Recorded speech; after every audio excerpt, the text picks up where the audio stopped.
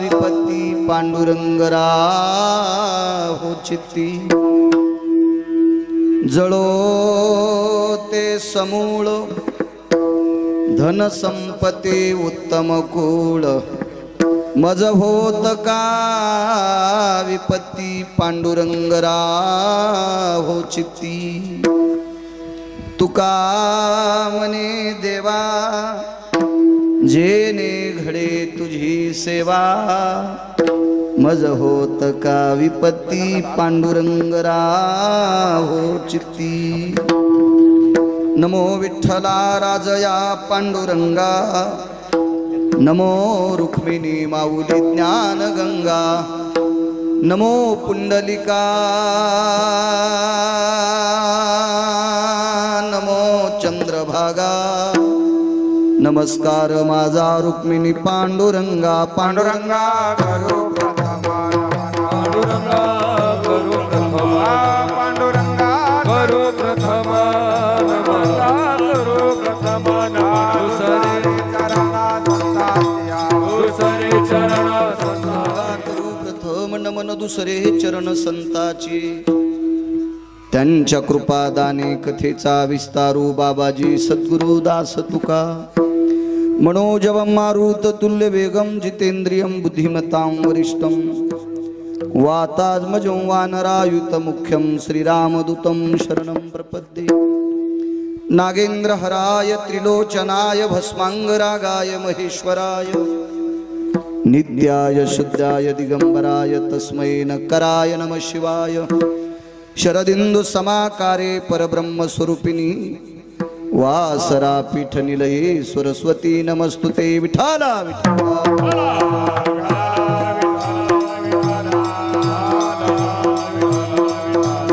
आता वैवासित पावनाती भासती पंचानन समाना तया श्रोत्याची आचरणी जाना साष्टांग नमन करीतसो वाद्यभूषित पावन ती प्रत्यक्ष अमरेंद्रा समान तयाची आचरणी जान साष्टांग नमन करीतसो आता गान गंधर्व देवता कोकिळ कंठस्वर आराका जे कीर्तनी वहिवासित लोका तयाची आचरणी नमन गा मज दिसत असो परम विख्यात जो जान ब्रह्मयाचा सुतू नारद जान नाम तितिक्षु तयाची आचरणी नमन गा जेने धर्म जितविलाची बळी तो संभाजी जान नवाळी कावतरला जयाची आकुळी तया छत्रपतीची आचरण कमळी साष्टांग नमन करीत सो विठ्ठला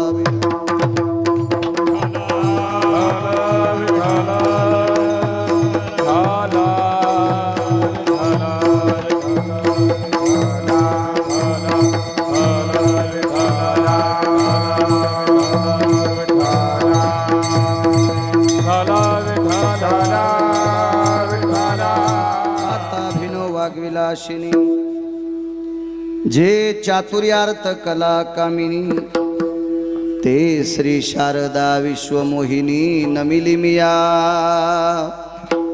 बंद करते नदी दिव्य गोदा तटीचा विलासी सदा प्रिय जो सज्जना वैष्णवाशी जया वर्णिता प्रेमात्यंत चित्ता नमस्कार माझा श्री गुरु एकनाथा अगिलागो तया सुखा जेने हरिनये मुखा मज होत का विपत्ती पांडुरंग राहो चित्ती प्रस्तुत प्राप्त प्रसंग विश्वमान्य विश्वभूषण विश्वाधिकार विश्वप्रिय चिन्मयी स्वरूप असणारी अधिकार संपन्न साधू श्रीमंत श्री जगद्गुरु तुकोबराय यांचा मागणीपर प्रसंगातील प्राप्त प्रसंगी निवडलेला अभंग विठाला विठाला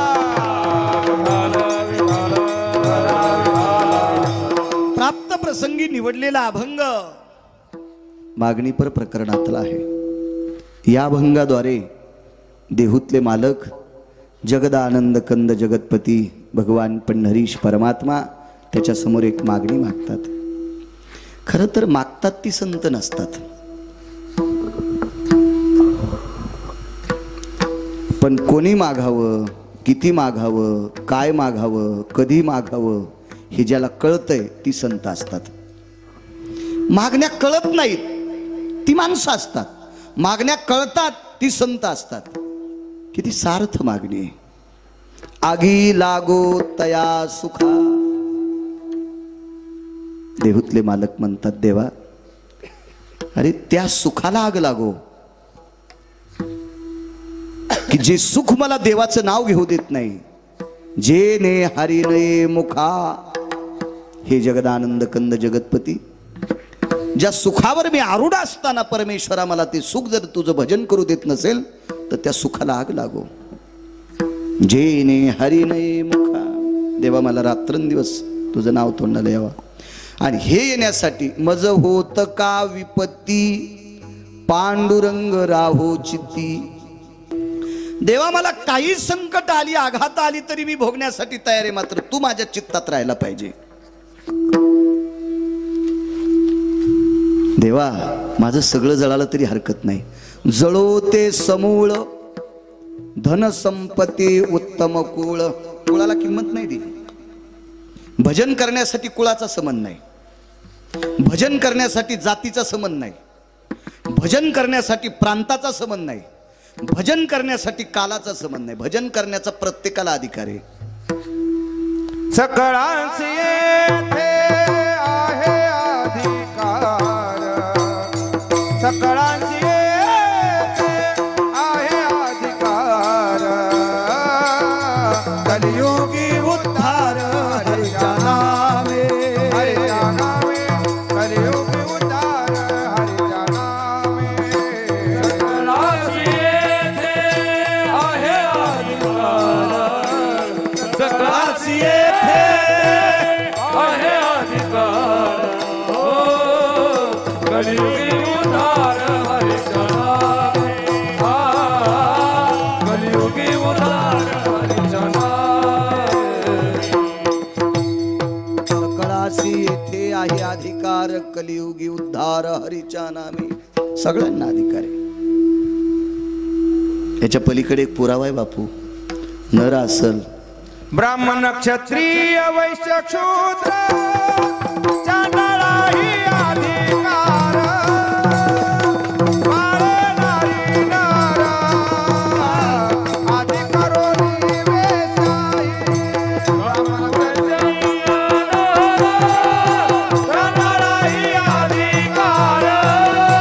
हो बाळे नारी नर आदि करोनी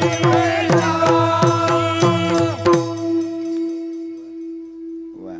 ब्राह्मण क्षत्रिय क्षत्रिय वैश्य शूद्र चांडाळा हे अधिकार. चांडाळा ही अधिकार. बाळे नारी नर आणि पुढं तर बघा किती टोकाचं. बाळे नारी नर आदी करोनी वेश्या. आथरायला असलं तर टाका त्या माणसांना थोडंसं बसायला. इकडे एका शेतकऱ्यानं चवाळ मोठं टाकलं बरं बसायला. गिरगावकराचा शब्द मानला त्यांनी. त्या शेतकऱ्याला भरपूर सोयाबीन हो पुढच्या वर्षी. विठाला विठाला.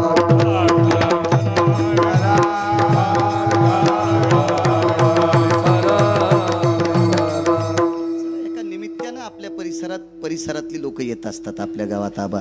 त्या निमित्तानं त्यांचा सन्मान करणं अत्यंत गरजेचं आहे. आज इथे येणारा प्रत्येक व्यक्ती ज्ञानोबाराय तुकोबारायचा साधक आहे. विठाला विठाला.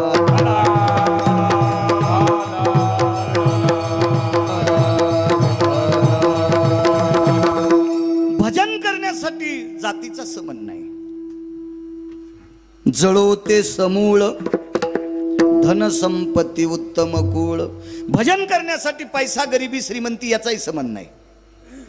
पैशावाल्यानं भजन करावं गरिबानं करू नये असं कोण्या शहाण्यानं सांगितलं? काही विषय नाही. पैशावाल्यानंही भजन करावं गरिबानंही करावं. कुळाचा काही संबंध नाही.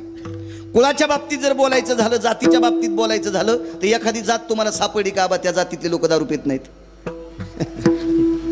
अशी गौसली की तुम्हाला जात? माझ्यापेक्षा तुम्ही जास्त फिरले परमार्थात. ताई तुम्हाला सापडली का कधी जात? अशी एखादी जात दाखवा त्या जातीतली माणसं दारू पित नाहीत. मी त्या जातीचंच मंदिर बांधितो. औषधाला सापडायची नाही. औषधाला प्रत्येक जातीत हरामखोर माणसं आहेत. आणि प्रत्येक जातीत सात्विक माणसं आहेत. भजनासाठी काही संबंध नाही. कबीर मोमीन लतीफा मुसलमान,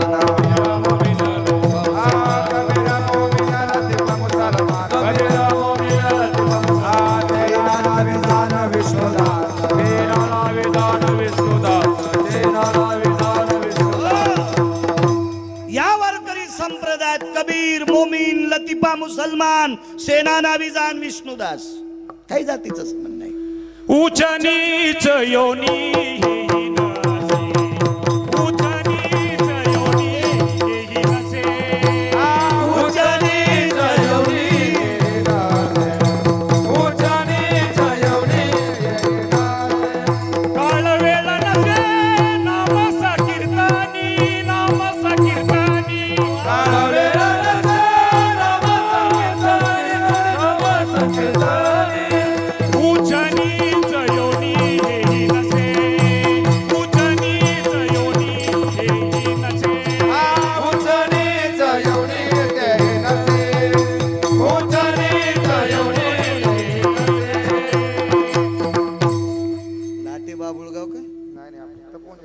तपोन वा हा तुम्ही तिथे कीर्तनाला होते बऱ्याच ठिकाणी तेलगाव भागात.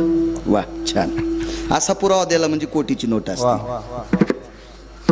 कीर्तनकार रस्त्यानं चालला याचं हे नियम आहेत. प्रमाण आले पाहिजे. वाकोड प्रणाम तुम्हाला. भजनासाठी जातीची चौकट नाही म्हणून मालक म्हणले जळो ते समूळ धन संपत्ती उत्तम कुळ. एका अभंगामध्ये नामदेवराय गोड बोलले जन्म हो का भलते जन्म हो का भलते जन्म हो का भलते जन्म हो का भलते हरी नचके हरी भक्ते परे नचके हरी परे नचके हरी भक्ति परे नचके हरी भक्ति परे नचके हरी भक्ति नामदेवराय म्हणतात देवा मला कोण्याही जातीत जन्माला घाल पण मला हरिभक्त कर. वारकरी आबा कोण्याही जातीत जन्माला येऊ तो पूजनी ते अधिकारी मोक्षाचे. हो का उत्तम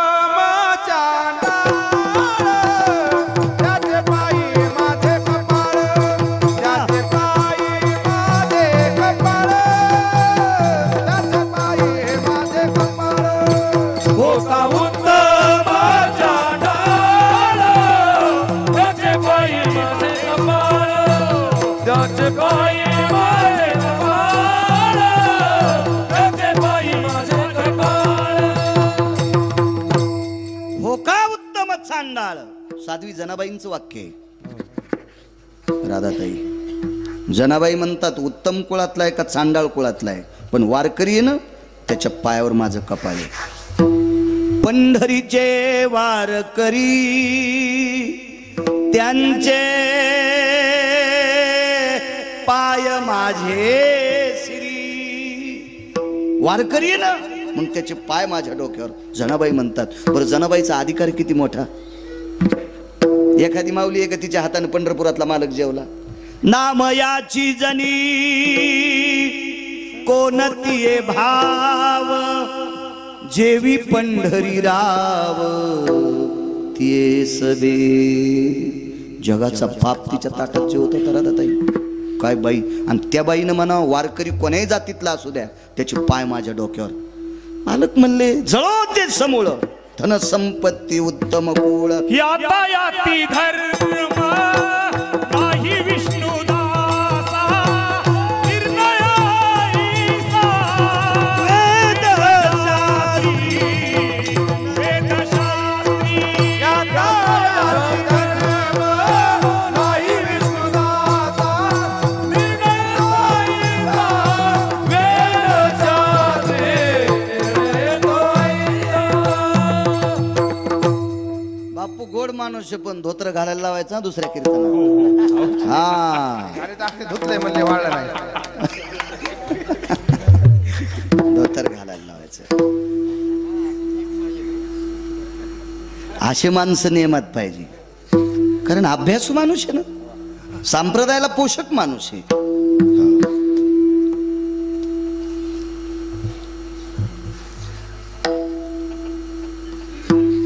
म्हणले प्रमाण यातायात. यातायाती धर्म नाही विष्णुदासा.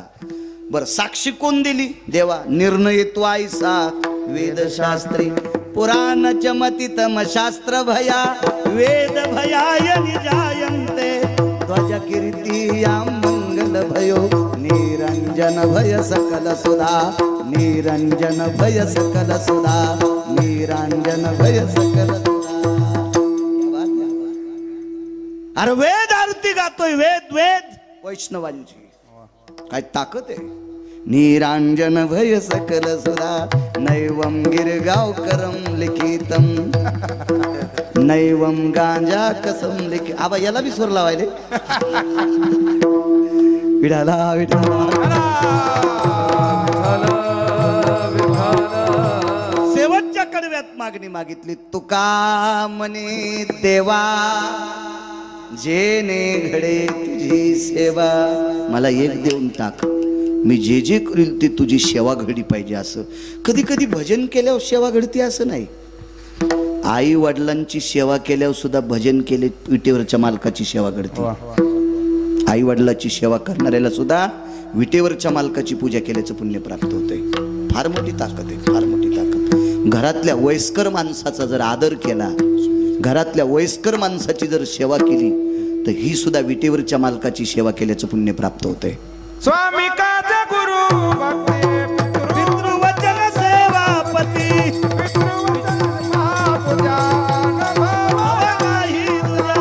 स्वामी काज गुरु भक्ती पितृवचन सेवापती हे तुझी महापूजा अनुभव नाही तुझा.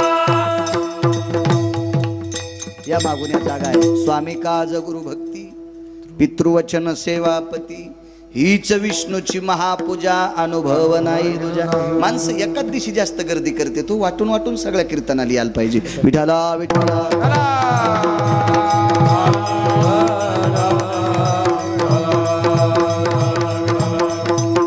मग तुकोबाराय माझे देहूतले मालक म्हणतात जेने घडे तुझी सेवा.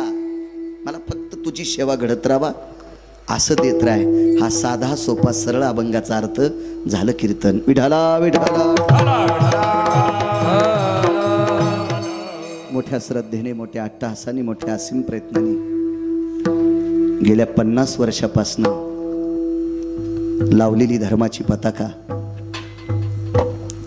ही धर्माची मुहूर्तमेढ, ही ज्ञानाची ज्योत, हे अन्नदानाचं सत्र गेल्या 50 वर्षापूर्वी तरुणांना वाटत असेल आम्ही सप्ताह मोठा करतो. आता काळ बरा आलाय ताई साहेब. 50 वर्षापूर्वी काय परिस्थिती असेल या डोंगरात. आबा 50 वर्षापूर्वी ज्या गावातल्या ज्येष्ठ माणसांनी, मला वाटतं ताईसाहेब साक्षीला आहे त्या सप्त्याला, मला देवांनी मगाशी सांगितलं, आदरणीय राधाताई मुळे या सप्ताहाच्या त्या साक्षीदार आहात. ताई तुमच्या सानिध्यात या सप्ताहाची मुहूर्तमेढ लावणारी बऱ्यापैकी या गावातली ज्येष्ठ माणसं मृत्यू पावली असतील, बऱ्यापैकी वयस्कर, बऱ्यापैकी. मग कल्पना करा तरुणांना, एक तुम्हाला एक सहज जाता जाता एक सूचना देतो. 50 वर्षापूर्वी फार काही माल होत नव्हता, फार काही पैशाची अशी चंगळ नव्हती. पण त्या काळात 50 वर्षापूर्वी ह्या सप्ताहाची मुहूर्तमेढ लावण्यासाठी ताईसाहेबांना ज्यांनी मदत केली ती काही जुनाट माणसं असतील, काय सात्विक तात्विक या गावातली नागरिक असतील, ते जरी गेले असतील त्यांना सुद्धा प्रणाम करतोय. कारण ती याची फार मोठी मोलाची साक्षीदार आहेत ती लोक. करू आपण मोठा, आता त्याबद्दल दुमत नाही. आता काळ गोड झालाय, त्याबद्दल काही मदन महाराज चिंता नाही. या जुनाट परंपरेला पुनश्च एकदा प्रणाम करतो. मृदंग क्षेत्रातलं एक नाविन्यपूर्ण वयोवृद्ध तपोरोत रत्न आदरणीय मुळे आबा आहेत. एक सात्विक तात्विक सदाचारी परमार्थिक क्षेत्रातलं मृदंग क्षेत्रातलं रत्न आबा. तुम्ही आम्हाला संप्रदायात आधारीव आहात आणि ज्याला संप्रदायात मोठं व्हायचं असेल त्यानं संप्रदायातल्या जुन्या माणसांचा सन्मान करायचा असतो. भगवंत त्याला मोठं करत असतो. आबा तुम्हाला प्रणाम. वारकरी संप्रदायामध्ये मृदंग क्षेत्रामध्ये एक नाविन्यपूर्ण रत्न कालवश स्वर्गीय सुभाष गुरुजी यांचे सुपुत्र आदरणीय अनुज महाराज मागे मला वाटते मांडेखिल्ला होते एकदा कीर्तनाला. महाराज तुम्हाला सुद्धा प्रणाम. मला जरी देशमुख गुरुजी बघायला भेटले नसतील, सुभाष गुरुजी, पण या महाराष्ट्राच्या मातीमध्ये गुरुजींचा फार मोठा मृदंग क्षेत्रातला सुगंध आहे. त्यांनाही प्रणाम करतोय. मला मगाशी देवा म्हणले आबा येणार आहेत. आनंद वाटला, आम्हाला आनंद वाटला. कारण का आदर करायचा बापू, यांनी परमार्थात फार काळ घासलाय म्हणून आपल्याला हा परमार्थ पाहायला भेटलाय. केला भोगवटा आम्हाला गे, आम्हाला गे. केला भोगवटा आम्हाला गे, आम्हाला गे. केला भोगवटा आम्हाला गे, आम्हाला गे. केला भोगवटा आम्हाला गे. उपवास पारणे राखीला दरवंत, उपवास पारणे राखीला दरवंत. केला भोगवटा आम्हाला गे, आम्हाला गे. केला भोगवटा आम्हाला गे, आम्हाला गी केला भोगवटा आम्हाला गी, आम्हाला गी केला भोगवटा आम्हाला गी. मागच्यांचा त्याग आहे म्हणून आमच्यासारख्या कालच्या कीर्तनकारांना परमार्थात येण्याचा योग आला. महाराज ज्ञानोबाराय तुकोबारायच्या नंतर ज्या साधकांनी आपला वेळ परमार्थात घातला म्हणून आपण माणसं म्हणून जगतो. ज्ञानोबाराय तुकोबारायच्या नंतर जर साधक परमार्थात त्या मार्गावर पडली नसती तर तुम्ही आणि मी उसातल्या डुकरात आपल्यात काहीच फरक राहिला नसता. त्या लोकांमुळं, ह्या जुन्या लोकांमुळं आपण आहोत. असो, गायनाचार्य हरिभक्तीपरायण राम महाराज असतील, गायनाचार्य हरिभक्तीपरायण आमचे मदन महाराज असतील, गायनाचार्य आदरणीय उत्तरेश्वर बापू वांगीकर असतील, गायनाचार्य आमचे हरिभक्तीपरायण राजेभाऊ महाराज बुलंद तोप. महाराज तुम्हाला सुद्धा प्रणाम. सगळी मंडळी, मस्तक माझा पायावरी या वारकरी संतांच्या दोन्ही चोपदारांना प्रणाम. साऊंड सिस्टीमवाल्यांना सुद्धा धन्यवाद. ग्रामजोशी आहेत गावातले, त्यांनाही प्रणाम करतो. इकडे आल्यावर आपले कृष्णा गुरु आपल्याला फार जीव लावतात, त्यांनाही प्रणाम करतो. तुम्हा गावकऱ्यांच्या वतीने ज्यांच्याकडे बसलोत भोसले गुरुजी, तुम्हालाही धन्यवाद. गावकऱ्यांच्या वतीने, तुमच्या सप्ताह कमिटीच्या वतीने मला ज्यांनी संपर्क केला, आदरणीय परमार्थप्रेमी माणिक भाऊ दापकर, ते माझ्याशी संपर्क करत होते. तुम्हा गावकऱ्यांच्या वतीनं ते फोन करत होते. त्यांनी संपर्क केला, मला येण्याचा योग आला. महाराष्ट्राच्या मातीतील 4201 गाव आज पूर्ण होते. 4201 गावं आजच्यानी महाराष्ट्रात माझी पूर्ण झाली. मी पहिल्यांदा झाले होते. परम पावन अधिष्ठान मारुतीराय, मला वाटते नागनाथ भगवान, अशा भगवंताची ही यात्रा उत्सव आहे. अशा ह्या परम पावन नागपिंपरी नगरीतील ग्रामस्थांना धन्यवाद देतो. संप्रदायाच्या बाबतीत झुकजा, धर्माच्या बाबतीत वाकजा. आपला धर्म उंच जाण्यासाठी धर्माच्या सानिध्यात कार्यामध्ये वाकणं अत्यंत गरजेचं आहे. एवढा मोठा 50वा सप्ताह तुम्ही करता, तुम्हाला पुनश्च धन्यवाद. विठाला विठ्ठल. अभंगावर येतोय, आगी लागो तया सुखा. मालक म्हणतात त्या सुखाला आग लागो जे सुख मला देवाचं नाव घेऊ देत नाही. अशी बऱ्या काही विलासी सुख येतं, ते सुख भोगत असताना माणसाला देव आठवत नाही. त्या सुखाला आग लागो, आग लागो. एक राजा आहे, फार मोठा राजा आहे, सात्विक सदाचारी पुण्यशील राजा आहे. कर्मनो गहनो गती. त्या राजाचं पितृसुख मालवलं होतं. वडील जात राहिले. त्या राजाच्या वडिलाचं नाव आहे त्रिलोचन नावाचा राजा. आगी लागोता या सुखा सांगतोय. एक जण म्हणे, महाराज संत सुखाला आग लागो म्हणतात, यांच्याकडे सुख आहे का? त्याला सांगितलं, सुंबळ्या, संतांकडे इतकं सुख आहे, इतकं सुख आहे, इतकं सुख आहे, तू मला तर देतील नवल नाही.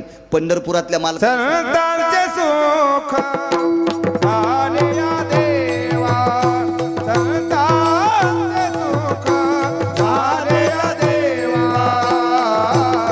मनाओ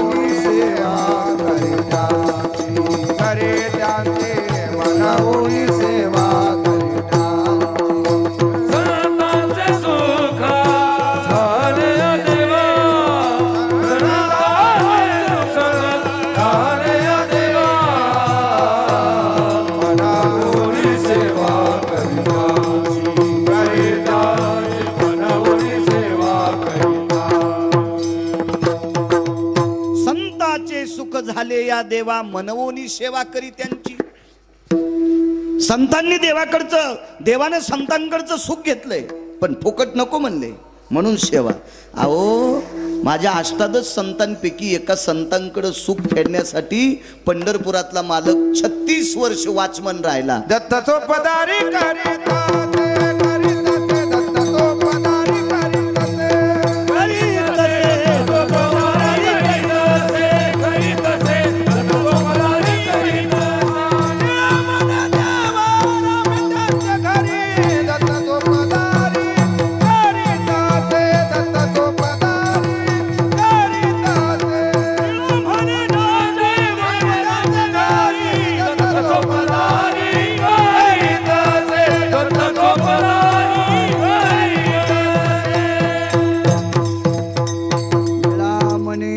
राबे त्यांची घरी दत्त चोपदारी करीत असे.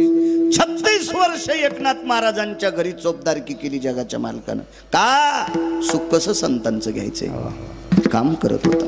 या सुखा कारणे देव वेडावला वैकुंठ सोडून संत सदनी राहिला.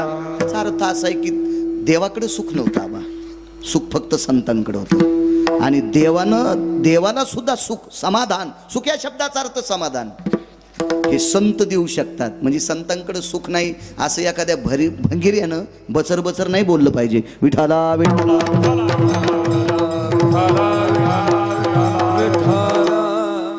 काहीच्या हातात माईक आल्यावर इतकं बचर बचर बोलत की बचर बचरपणा पण लाजतू.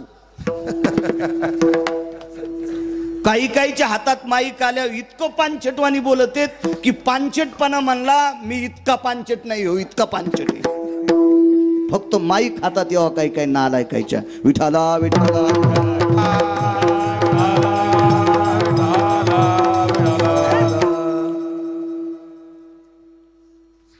येरवी दिठीवे धिली कवळे चांदनिया ते म्हणे पिवळे तय माझ्या स्वरूपी निर्मळे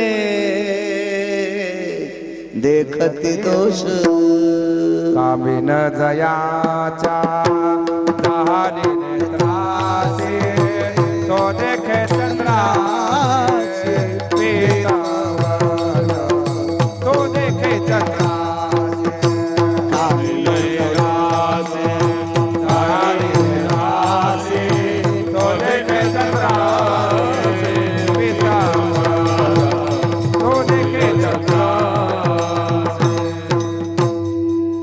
नारायण बाबा कृपा पात्र आहेत. सद्गुरु नारायण बाबांची कृपा आहे बापूवर. कामिनी जया कामीन जया झाली नेत्रासी तो देखे चंद्रासी पितवर्ण. कावीळ नावाचा रोग ज्याला झाला त्याचे डोळे पिवळे पडते देव आणि ते चंद्राला पिवळं म्हणते. पा भंगिरे चंद्र पिवळा असतो का?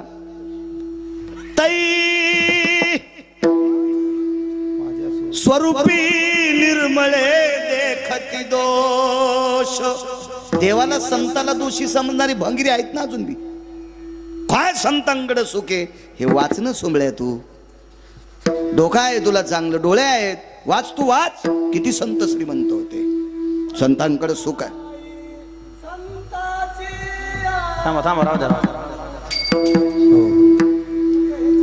सुख हे चिठाई बहुपाई संतांच्या. वा चांगला पुरावा आहे, छान आहे, गोड पुरा. फक्त त्यांना माईक नव्हतं. असं होतं बरं कधी कधी. ज्याला दात चांगले आहेत त्याला हरभरे नाहीत आणि ज्याला दातच नाहीत त्याला 150 क्विंटल हरभरे झाले. कसे खातो बापू तू? विठाला विठाला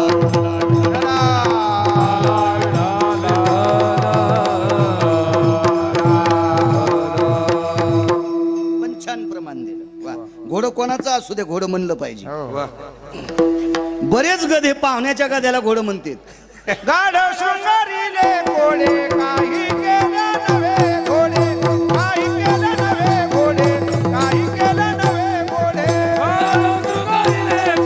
काही केलं नव्हे घोडे काही केलं नव्हे घोडे काही केलं नव्हे घोडे. चांगल्याला चांगलं म्हणावं त्याबद्दल काही दुमत नाही. वाईटाला वाईट म्हणण्याचा आपल्याला अधिकार नाही, पण चांगल्याला चांगलं म्हणण्याचा अधिकार प्रत्येकाला आहे. हो. एखाद्या पक्वाद्याला जर पक्वादातलं काहीच कळत नसेल तर आपण त्याला कळत नाही म्हणणं हे मूर्खपण आहे. पण चांगल्या पक्वाद्याला चांगला पक्वाद्या म्हणणं याच्यात काय वाईट आहे? म्हणलं पाहिजे चांगलं माणसानं. छान प्रमाण दिलं. संतांकडे सुख आहे. त्रिलोचन नावाच्या राजाचा पुत्र फार सात्विक सदाचारी पुत्र होता. त्याच्या जीवनात 1800 बायका होत्या. एकीची पंचायती सध्या बायडाटे टाकू टाकू बेजारे. काही काही डिजिटल बोर्ड लावू बेजारे. 1800 बायका. 1800. या गोपीचंद राजाच्या 1800 बायकांमुळं ताईसाहेब या देशातल्या स्त्रीला श्रीमंत पदवी प्राप्त झाली. श्रीमंत. ज्या घरी कुलस्त्रिया राज्य राणी व संपत्ती. ज्या घरी कुलस्त्रिया. 1800 बायका. हा तर पुढे झालं. डोकं भरून पदर घेणाऱ्या 1800 बायका होत्या. निशी माझी चेवविली करद्वया स्थित पावली. पटकुला स्थित हाल चाले करिओ कामिनी. नैवम गांजा कसम लिखितम. रात्री जर 1 वाजता चेवाला तो गोपीचंदाच्या पत्न्या पदराला हात लाईत होत्या. तियेचा आचळू सरसावला. पैठणच्या मालकांचं वाक्य. तियेचा आचळू सरसावला. आचळू म्हणजे पदर. गोपीचंदाच्या पत्न्यांपासून या देशातल्या स्त्रीला श्रीमंत पदवी मिळाली. श्रीमंत. राज्य राणी व संपत्ती. या देशाची स्त्री श्रीमंत संपत्ती आहे. वा. अशा बायका. वैभवातला राजा होता. रोज गोपीचंदाला 300 बायका स्नान घालायच्या. सावित्रिक 18. आमचा मित्र म्हणला काय सांगायचं महाराज, रोज सकाळी माझी बायको गरम पाणी टाकीती. एकदा ऐकलं मी. कधी भेटल्यावर काय सांगायचं बाळू महाराज, काय माझी मंडळी गरम पाणी आंघोळीला देती. म्हणला आमची नदीला धाडी ती. तिळभर करायली निळभर सांगायली. तुझी काय इडपटीच काय? आमच्या नाही टाकीत का आम्हाला पाणी गरम? अरे पुराणातल्या लोकांचं सांगा. आपलं काहीच कायला सोमळ्या आहेच काय आपलं. ईद भरला कडून 17 हात दिलपी घालायचे. आबा सूर सनई चौघडा. बावणिया चंदनाचा चौरंग. सोन्याच्या फिरक्या. नाना प्रकारचं सुगंधी द्रव्य देवा अंगाला लावायला. सोन्याचा घंगाळ. काय थाट. 3ऱ्या मजल्यावर आई होती. आईच्या डोळ्यातून पाण्याचा थेंब पडला. पोराचं सुख पाहिल्याच्या नंतर तिला दुःख वाटलं असं नाही. तिच्या पक्क लक्षात आलं याच्यापेक्षा 1000 पटीने याच्या बाबाचं सुख होतं. पण तिनं डोळ्यानं आपल्या पतीला लाकडात जाळलेलं पाहिलं. माझी या डोळ्याने पाहिली दीपवाळी. आता पेटवा होळी माय बापा. मालकाचे हाड लाकडासारखे जळाले. अंगावरचे रोम गवतासारखे. तोरे त्रिलोचन नंदनू. हे गोपीचंदा, अरे तुझ्या बाबाची अवस्था पाय. माझ्या डोळ्यानं पाहिली. डोळ्यातलं पाण्याचा थेंब पडला. संदिशी तितक्या बायकांवर. आई काय झाले? काही नाही रे, कौरक्या सुखात पडत. किती दिवस राज्य करायचे तुला? किती दिवस याच्यातली सुख घ्यायचे? अरे तुला मुलं बाळ झाले. 1800 पत्न्या आहेत. एवढ्या मोठ्या वैभवातला तुझा संसार. समुद्र वलयांकित साम्राज्य आहे तुझ्याकडे. एवढं मोठं वैभव असताना तू एखादीशी देवाचं नाव घेतलंस का रे? काय सांगशील देवाला? दक्षिणेच्या राजा यमधर्मानं तुला विचारलं तर तू काय सांगशील? मला 1800 बायका होत्या बरं का. मला त्या 300 जणी रोजच्या आंघोळ घालायच्या बरं का. 6 दिवसाला पहिल्या बदलत होत्या बरं का. मला उठणं लावित होत्या बरं का. आणि राजा तू असं सांगत राहिला तर यम ऐकताना गरम सळ्या करून आणील बरं का. तुला रट्टे देईल रे बाजा, तुला हे संसारातले चुटके यम ऐकत नसतो रे राजा. आईनं उपदेश केला बा. आणि त्याच दिवशी आंघोळ आटपल्याच्या नंतर देवळीत 2 धुडके होते, 2 एकाच रंगाचे, 2 ते भगव्या रंगाचे होते. 2 धुडके, एक कमरेला गुंडाळलं आणि एकाची झोळी केली. भिक्षा देही मा, 1 नंबरच्या बायकोला माय म्हणून भिक्षा मागितली. भिक्षा देही मा. पाहिलं नवऱ्याला, टस टस टस डोळ्यातून पाणी आलं. भिक्षा वाढली. माय तुझं कल्याण हो. धनी मी पत्नी, माय तुला स्वतःचा धर्म कसा सांभाळायचं ते सांभाळ, पण आजपासून तू माझी माय. मी नाही पती समजणार. भगव्या रंगाची लुंगी कमरेला गुंडाळली आणि भगव्याच रंगाच्या कपड्याची 3 पदराची झोळी केली. 1 नंबरच्या बायकोला भिक्षा मागितली. आईच्या पायावर डोकं ठेवलं, निघाले. एका जंगलात मुक्कामाला, आगी लागत आहे असो का सांगतोय, जंगलात मुक्काम पडला.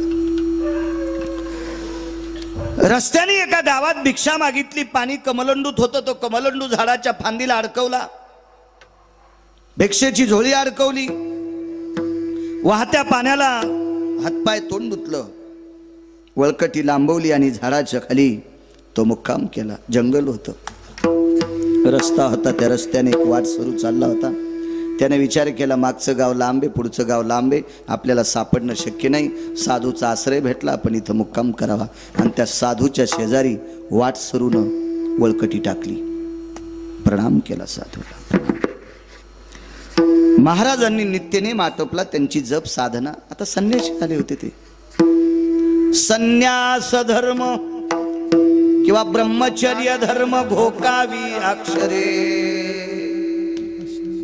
हो, संन्यासी आणि ब्रह्मचर्याने नित्य अभ्यास करायचा. नित्य शास्त्राची, वेदाची, पुराणाची अक्षरं घोकायची आणि पाठांतर करून तुमच्या माझ्यासारख्या भरक्या जीवांना उपदेश करायचा. हे ब्रह्मचर्याचं संन्यासाचं काम पुराणात सांगितलं. आपण साधी माणसं आहोत, प्रपंचातली भरकी माणसं आहोत. आपण कळत नकळत आपल्याच्यानं चुका होतात. आपल्याला सावध करणं हे त्यांचं काम आहे. संन्यास घेतलाय, नित्यनेम आटपला, कमलंडू खाली घेतला, झोळी खाली घेतली, झोळी पांगवली आणि वाट सुरूला सांगितलं, बाळा घेतोस याच्यातली भिक्षा. त्याच्याजवळ काही नव्हतं, देवा काही नव्हतं. आणि या साधूनं त्या वाट सुरूला आपल्या भिक्षेतली अर्धी भिक्षा देऊन टाकली. भिक्षेचे 2 प्रकार सांगितले. कांती भिक्षा म्हणजे शिजलेली पदार्थ, आणि एक भिक्षा असती ती शिदा, ती कोरडा. काय म्हणता येईल त्या भिक्षेला? आमान्न. जलयो सर्वस्थित संगाना धान्या सर्वस्थितो भजायते नाम यज्जायते वैशान नरानाम भिन्न पात्रेषु यपाकेषु यम. ज्या पदार्थाला अग्नीचा आणि पाण्याचा संबंध आला नाही ती एक भिक्षा. आणि कांती भिक्षा म्हणजे शिजलेले पदार्थ.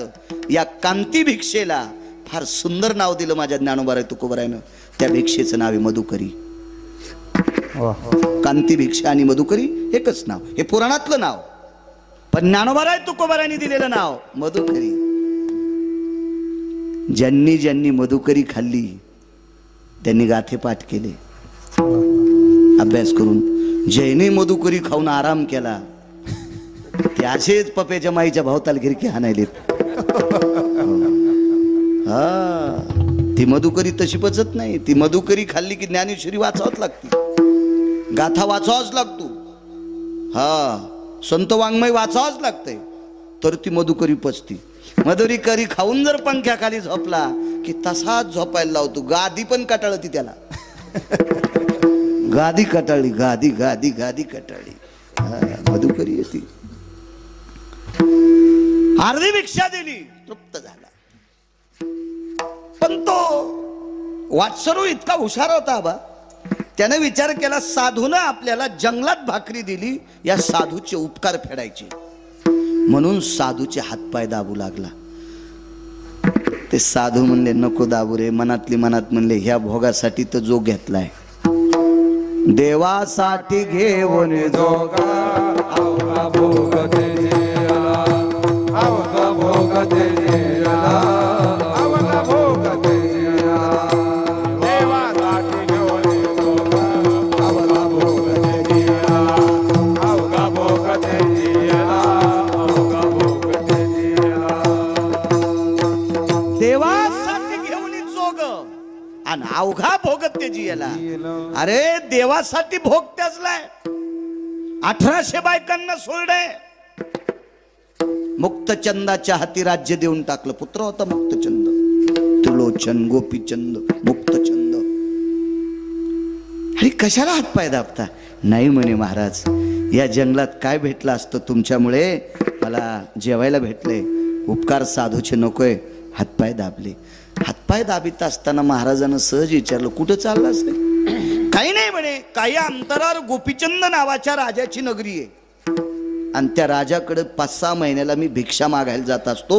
एकदा भिक्षा मागितली की 6 महिने कोणाला भाकरी मागायचं काम नाही, इतकं राजा द्रव्य देऊन टाकतोय. तर ज्या महाराजाने विचारलं त्यांना समोरचा वाटसरू सांगत होता मी गोपीचंद राजाकडे चाललो. तर झोपलेले महाराज म्हणले ते भिकारी गोपीचंद का? वाक्य नीट ऐका. त्या वाटसरूला काय म्हणले महाराज? तो भिकारी गोपीचंद का? इतका राग आला मदन बुवा त्या माणसाला.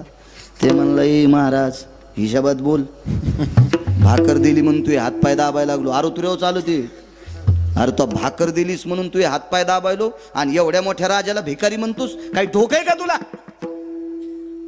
आथरून उचललं दुसऱ्या झाडाखाली. अरे झोप ना, काय म्हणला तू? यासारख्या महाराजाजवळ कशाला थांबायचं? गोपीचंदावर किती प्रेम होतं त्याचं. हे कोण होते? गोपीचंद होते. गोपीचंद महाराजाच्या रूपात असताना पुन्हा वळकटी उचलली. म्हणला महाराज सरळ सरळ कळत्या भाषेत सांगायलो, मी जिथं झोपेल त्या झाडाखाली वळकटी तो आणायची नाही. तो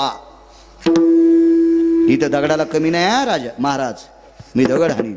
अरे का रे बाबा, गोपीचंद राजाला भिकारी म्हणता? चांदण्याचा प्रकाश होता ताईसाहेब, चांदण्याच्या प्रकाशात Anuj Maharaj touch touch touch touch touch touch महाराजाच्या डोळ्यातून पाणी आलं. काय म्हणावं भिक्षुक्यानं? म्हणला रडून जिरूच नकोस. हा गोपीचंद राजाला भिकारी म्हणला ना, आता रडून जिरवायला रे महाराज. महाराजानं सांगितलं बाळा मला अश्रू याच्या करता आले, तुझी गोपीचंद राजावर किती श्रद्धा आहे. माय बापा समान मानतो म्हणे त्या राजाला. अरे माय लेकरावर जितकं प्रेम करते इतकं प्रेम करणारा राजा गोपीचंद आहे. महाराज तुम्ही त्याला भिकारी बनलात. महाराजानं सांगितलं बाळा ज्या गोपीचंदावर माय बापा इतकी श्रद्धा आहे तो गोपीचंद मी आहे. पाय धरले. महाराज आपलं राज्य कोणी नेलं? कोण नाही नेलं. 1800 पत्न्या कोण नाही नेल्या, मुलगा कोण नाही नेला. त्याला राज्य दिले, आहे ती संपत्ती पत्न्यांच्या स्वाधीन केली. प्रपंचातलं वय संपलंय. संसाराच्या तापे तापलो मी देवा, करिता या सेवा कुटुंबाची. कौरव करू कौरव करू फलकट तो संसार, येथे सार भगवंत. आईशे जागवितो मना, सरिशे जना सहित. नकोय म्हणले आता. मग तुम्ही हा जोग घेतलाय. ऐक म्हणे 1800 पत्न्या, राज्य स्वराज्य, समुद्र वलयांकित साम्राज्य, हे सगळं उपभोगत असताना विटेवरच्या मालकाचं आणि काशीतल्या मालकाचं नाव तोंडाला येत नव्हतं. ते सुख देवाचं भजन करण्याकरता अडथळा करत होतं. म्हणून त्या सगळ्या सुखाला लात मारली आणि आता महात्मा झालोय म्हणून मालक पहिल्या कडव्यात म्हणतात आगे लागो तया सुखा, आगे लागो तया सुखा, आगे लागो तया सुखा सुखा, आगे लागो तया सुखा, आगी लागो तया सुखा, आगी लागो तया सुखा,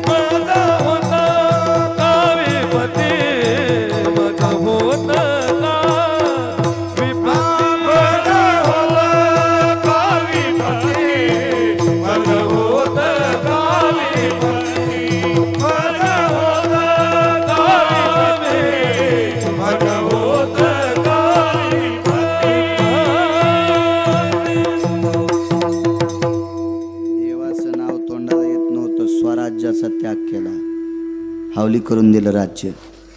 या असत्तेवर आरूढ असणारी संत आहेत. एका सात्विक सदाचारी पुण्यशील पावन अनुरागी सत्वशील शीलवान चारित्र्य संपन्न एका मुलीचं लग्न झालं. किती पदव्या लावल्या आता? पदव्या किती लावल्या? ह्या सगळ्या पदव्या कमी पडतात. इतकी अधिकारी मुलगी, शीलवान, चारित्र्यवान, फुलवान, सात्विक, सदाचारी, पुण्यशील, ह्या पदव्या फार कमी, आता फार कमी. इतकी अधिकारी मुलगी. तिचं नाव होतं राजाई. राजाई श्रीमंत दामो शेट्टींची सुनबाई, श्रीमंत नामदेवरायांच्या धर्मपत्नी गोनाबाईच्या सुनबाई. काय राजाई नावाची माऊली असेल हो. ती अशा श्रीमंताची पत्नी होती की तिच्या मालकाला पंढरपुरातला मालक बघितल्यावर थरथर कापत होता. पाषाणाची मूर्ती कापे थरा थरा, देवी भरा भरा नाम्यात रे, देवी भरा भरा नाम्यात रे. पाषाणाची मूर्ती कापे धरा धरा,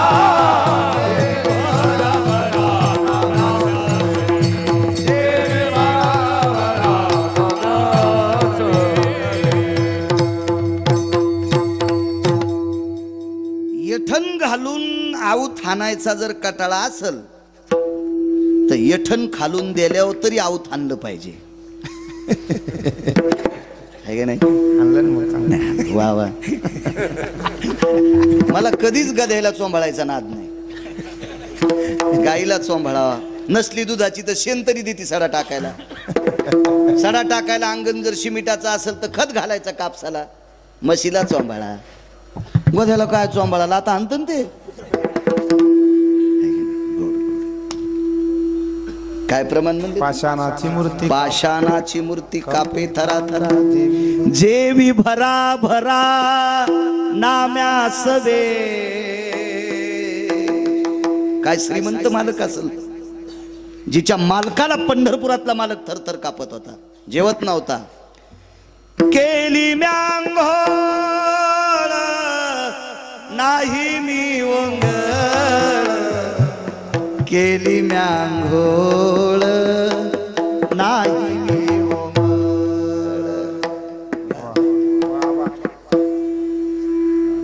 शहाण्याबाईनं घातलेलं लोणचं 2 वर्षाच्या नंतर खा. वाळलं न तर पाण्यात बुडून खा, तरी अर्धी भाकर आगाव खात माणूस. शहाणेबाई तसे शहाणं का. आणि टिकल्यावालीनं घातलेलं लोणचं 4थ्या दिवशी त्याच्यावर फेदरी. हो हो, ते पाहिलं की सर्दी होती. राहू दे, त्याच्यापेक्षा नकोच. अनुज तुमचे बाबा आबा हे संप्रदायाला लाभलेले अनुज भाई रत्न होते तुमचे बाबा. महाराष्ट्राच्या मातीमध्ये अनुज राजे तुमच्या बाबांचे किती शिष्य असतील हो, काय शिष्य असतील. ही जणी लोक फार मोठी जणी लोक. वा, थरथर कापायचे मालक. अहो उत्तर भारतातला साधू होता देवा, हा दगडाला दूध पाजित होता. दगडाला उत्तर भारतातला साधू आबा, त्याचं नाव होतं कान्हो गोवारी. त्याला इतका गर्व होता, माहिती तो पत्थर को दूध पिलाता बोले. तर साध्वी जनाबाई म्हणल्या, आपल्या मुक्ताई साहेब म्हणल्या, झिपऱ्या दाढीच आलेली त्याची. त्याच्या जटा धरायला 200 शिष्य होते. पैशावालं होतं ते. जटा धरायला 200 शिष्य आणि दाढीच आलेली म्हणल्या झिपऱ्या. अशा रस्त्यावरल्या दगडायला तर महाराष्ट्रातले कुत्रे बी दूध पाजतील. तू पंढरपुरातल्या उभ्या फातराला दूध पाज, तू या खडावा सांभाळीते. क्या आणि मग कानोगोवारी पंढरपूरला आला. चलो रे भाई पंढरपूर जाना, केशव माधव से मिलना. चलो रे भाई पंढरपूर जाना, केशव माधव से मिलना. चलो रे भाई पंढरपुर जाना, केशव माधव से मिलना. चलो रे भाई पंढरपुर जाना, केशव माधव से मिलना. हिंदी भाषित होता तो. चलो बरे पंढरपूर को जाना है, केशव माधव से मिलना. विठ्ठल माधव से मिलना, विठ्ठल माधव से मिलना. आणि मग कानोगोवारी पंढरपूरला आले आणि सोन्याची गुंडी घेऊन दूध पाजू लागला. गरुड खांबापाशी गेलं की पंढरपुरातल्या मालकानं सांगितलं, अग्नी नारायणा हे फुगीर आहे आणि फुगिराच्या हाताने मी नाही नैवेद्य घेत. तिळ मात्र जरी होयाभिमान, मेरू तो समान भार देवा. मालकानं सांगितल्याबरोबर देवा अग्नीनं दुधात प्रवेश केला आणि इतकं दूध उकळलं की कानोगोवारीचे हातच जळाले. लहा लहा करू लागला. मग मुक्ताई साहेबांनी सांगितलं, नामदेवा पाजन दूध. तर दूध आणायला पैसे नव्हते. आईसाहेब कानोगोवारी श्रीमंत आहे तर आपल्याकडे पैसे नाहीत. मुक्ताई साहेब म्हणल्या, नामदेवा किती दूध सांडलंय परवरात, हे भरा. तर नामदेवराय म्हणले, आईसाहेब म्हणजे मुक्ताई साहेब, आईसाहेब ह्या दुधाला आपले पाय लागलेत. मग राधेच्या पायाची माती पाण्यात टाकून त्याला प्याव वाटती असं कोण म्हणतंय? मुक्ताई साहेब. मग आपले पाय का घाणीतून थोडेच आलेत. राधा भक्त आहे म्हणून तिच्या पायाची माती पंढरपुरातल्या मालकानं द्वापार युगात पेली. मग आपल्या पाय दुधाला लागल्यावर आपल्या पायाचं दूध प्यायला काय हरकत आहे, भरा दूध. नामदेवरायला सांगितलं, वंजळीन दूध भरलं आणि देवाकडे चालले. मग ताई साहेब म्हणल्या, नामदेवा त्याला गरज असली तर खाली येऊन पेन. हे कोण पाहत होता माहितीये का? कानोगोवारी. दाढीन गिढीन, हो 2.25 किलो तर सोनं होतं गळ्यात त्याच्या. हो असं दिसायला बोक्यावानीच उगा. वा नुसतं दूध प्याचा देऊन असं कानोगोवारी असं पाहू लागलो. म्हणजे हे भगवान नीचे आएंगे बोले, हे तो पत्थर के भगवान है, कैसे आएंगे? आणि मग नामदेवराय खालून म्हणतात, दूध पिवो मोरे गोविंद लाला, दूध पिवो मोरे गोविंद लाला. बऱ्यापैकी चांगलं. कोणती गाय कोणता बछडा घरी गेलो म्हणू आपण ते पुन्हा. विटेवरचा मालक खाली आला. ज्या बाईच्या मालकाला जगाचा बाप भेट होता, ती बाई किती श्रीमंत असेल? त्या बाईचं नाव राजाई. ही आतली श्रीमंती आहे. आणि वरची श्रीमंती सांगू का राजो? त्या बाईचा सासरा मुसलमानाचं भांडार सांभाळीत होता. बिदरचा बादशाह कोण होता? जातीनं मुस्लिम. मंगळवेढ्याला जे धान्याचं भांडार होतं का बा अनुजराजे, ते बिदरच्या बादशाचं होतं. आणि हे भांडार सांभाळायला दामू शेट्टी होते. परिस्थिती फक्त पोटासाठी. एका ठिकाणी एक पुरावा आला. यांचे घर किती साधे होते. वारा पाणी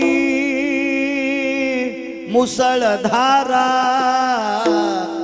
तेने तेने मोडीले छपरा. वारा रे पाणी मुसळधारा, तेने मोडीले छपरा.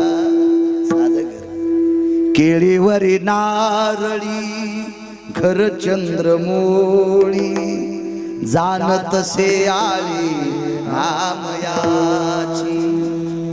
साधं घर हो. आणि इकडची श्रीमंती बघा, देव भेट होता. देव देव देव घ्यायचा. वजनदार सात्विक सदाचारी पुण्यशील स्त्री राजाई संत शिरोमणी नामदेवरायांच्या धर्मपत्नी. मला वाटतं या माऊलीला 4 पुत्र झाले ना. नारा विठा गोदा माता हे चौघे पुत्र, नारा विठा गोदा माता हे चौघे पुत्र, जन्माने पवित्र त्यांचे वंशी,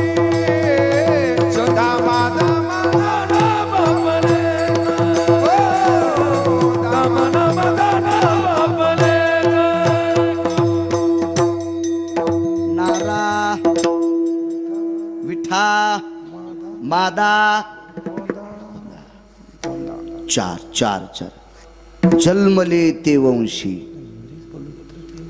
नामदेवरायाच्या कुळात दामू शेट्टीच्या कुळात हे 4 नातू जन्माला आले. 4 4 4 चौघांपैकी एकाला मुलगा झाला. त्याचं नाव होतं मुकुंद. नामदेवरायाचा वंश पुढे मुकुंदाचा वाढला. मुकुंद काय नाव असेल नामदेवरायाच्या ज्येष्ठ सुनाचं? वा लाडाईला मुकुंद झाले. हो आपल्या वंशावळी संतांच्या वंशावळी पाठ ठेव जा. कल्याण करेल देव तुम्हाला. जे भक्त चरित्राते प्रशंसती ते प्राणा परोते मजा आवडती निवृत्ते. जे भक्त चरित्राते प्रशंसती पंढरपुरातल्या मालकाला जीवापेक्षा जास्त आवडतात. आपल्या संतांची यादी अंतःकरणात ठेवा. मुकुंद नामदेवरायाचे पुढे नातू. तिथून पुढे मला वाटतं आता 14वे का 15वे वंशज नामदास महाराज वंशज आहेत त्यांचे. मुकुंद महाराजांपासून भारदस्त कुळ आणि त्या नामदेवरायाच्या धर्मपत्नी राजाई अत्यंत परिस्थिती साधी. ज्या घरी असलेल्या माऊलीनं लोकांच्या शेतात गौऱ्या येचून चूल पेटवावी दास्यत्व केलं. दासिना मयाची म्हणून साधी परिस्थिती नामदेवरायाच्या घरी. आणि राजाईला दीपावलीला नेण्यासाठी तिचे भाऊ आले. माझ्या राजाई आईसाहेबांचे बंधू आले. बंधू दिवाळीला जा वाटतो. तुम्हाला एक सांगू का, नवरा कलेक्टर जरी असला तरी बाईला माहेर आवडतं. आणि जिला माहेर आवडत नाही का तिला बाई म्हणायचंच नाही.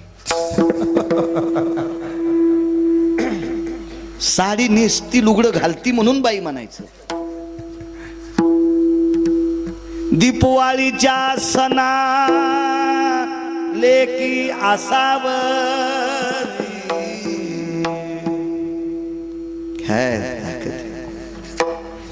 पुराणात कितीतरी पुरावे सापडतील. एक कवीले गोड होता आबा. तो कवी एक बाई माहेरातलं वर्णन करते. घालवाऱ्या पिंगा माझ्या परसात रे सुखी आहे कोर सांगे आईच्या कानात रे. परसात गौऱ्या लावता लावता वारं सुटलं आणि त्या वाऱ्याला ती बोलू लागली, जाय रे भाऊ येऊ शकत नाही दिवाळीला न्यायला, पण सांग माझ्या आईच्या कानात तुझी मुलगी खुश आले. काय प्रेम, काय अवदार आहे, काय वैभव. दिवाळीसाठी ओढ लागली आणि भाऊ नेण्यासाठी आला. श्रीमंत भाऊ होता. राजाईचे वडील एका राजाकडे सरदार होते. सरदार बाबा त्या काळातला सरदार काय असेल तो. भारदस्त घोडे बसायला, घोड्याला चांदीच्या रिकिबा, लगाम सोन्याचा, असा भारदस्त सरदार. आणि त्या सरदाराची कन्या आगी लागत आहे असो का सांगतोय, आगी लागत आहे असो का. उदाहरण क्रमांक 2. ए माय भावासोबत 2 घोडे शिल्लक. एका घोड्यावर भाऊ आणि त्याच्या मागे एक घोडं पुढे एक घोडं. गुमास्ते होते 2. सरदाराचं पोरग होतं ना ते, सरदाराचं पोरग होतं. ए खजिने बस बापू बस बस बस बस बस खाली बस बस. दारात घोडे सोडले. विचारलं दामू शेट्टीचा वाडा कुठे. वाडा कसं होतं, झोपडं होतं. भावाच्या लक्षात आलं आपली बहीण आपल्या भावाने इतक्या साध्या घरी दिली. सोयरी कोणामुळे झालती, दिनाचा सोयरा पांडुरंग. ज्या वेळेला पंढरपुरातले मालक सोयरिकीला गेले त्यावेळेला राजाने विचारलं होतं, हे कोण आहे? बोले दुलेके. नवरदेव म्हणजे दुला. हे दुलेके मामा आहे बोले. पंढरपुरातला मालक म्हणला होता मी नवरदेवाचा मामा आहे. बादशाहनं सांगितलं सरदारजी देऊन टाका पोरगी. ज्याचा मामा इतका वैभवशाली, घोंगडीला हिरे होते आबा, घोंगडीला हिरे होते, अख्खा दरबार चमकत होता, असा मामा. वा मामात मामा शेलार मामा आताचे मामा रिकामे काय मामा होते तात्यात तात्या रघुवीर तात्या आताचे तात्या लाटीते चपात्या रघुवीर तात्या होऊन गेले ते शेलार मामा होऊन गेले काय काय काय योग होता फार जीवनात शेकुन्या होऊन गेला ना मामा शेकुन्या त्याचा पाहुणा आहे तुमच्या गावात कोणी हो ग मी गाडी फोडायचा पुन्हा ते पानचेट शेकुन्या त्यानं स्वतःचे मायबाप अंधार कोठडीत टाकले होते हरामखोरानं म्हणून पंढरपुरातल्या मालकाने एका बुक्कीतच आणला विठाला विठाला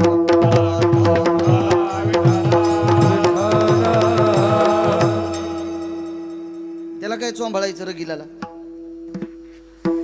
शकुनी नावाचे राजे होते मुगड्या बस सुंबळ्या शकुन्या म्हणजाय त्याला कारण देवाचे आई वडील बंदी शाळेत टाकले होते इतकंच नाही पाप केलं स्वतःचे मायबाप कंस हा कंस आहे शकुन्याचं एक सांगू तुम्हाला ते होत कधी कधी मेमरी कार्ड शकुन्यानं बहिणीच्या पोरायला पत्ते खेळायला शिकले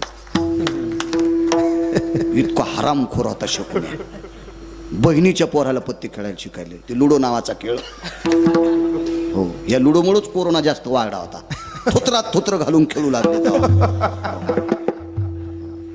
हे काही काही मामा हलकट मामा होते काही काही विचार केला आपल्या ताईला अशा साध्या घरी दिले चला आदर आवाज दिला ताई गोणाबाईने सांगितलं राजा वजनात बोलायचं काय सासू सुनायचं प्रेम असायचं आताच्या सासू सुनायचं पाहिलं तर सासू म्हातारी मांजरण सून नाही तर मी मांजर बोच करूच या दोघीच्या बोचकरणीत म्हातारं मंदिरात झोपायले पोरग रानातच उसात भाकरी खाले मिळच नाही नो कशाला आणि पुन्हा या हरिपाठ वाचायला कशाला वाची ती दोरके मंजुळे कस्तुरे अंतिके कशाला आगाऊपणा करायची आही कचे धड नाही तयाची परत्र पुसशी काही कथनी पठनी करुणी काय राणी वाचुनी वाया जाय राणी वाचुनी वाया जाय राणी वाचुनी वाया जाय पठन करुणी काय राणी वाचुनी वाया जाय राणी वाचुनी वाया जाय राणी वाचुनी वाया जाय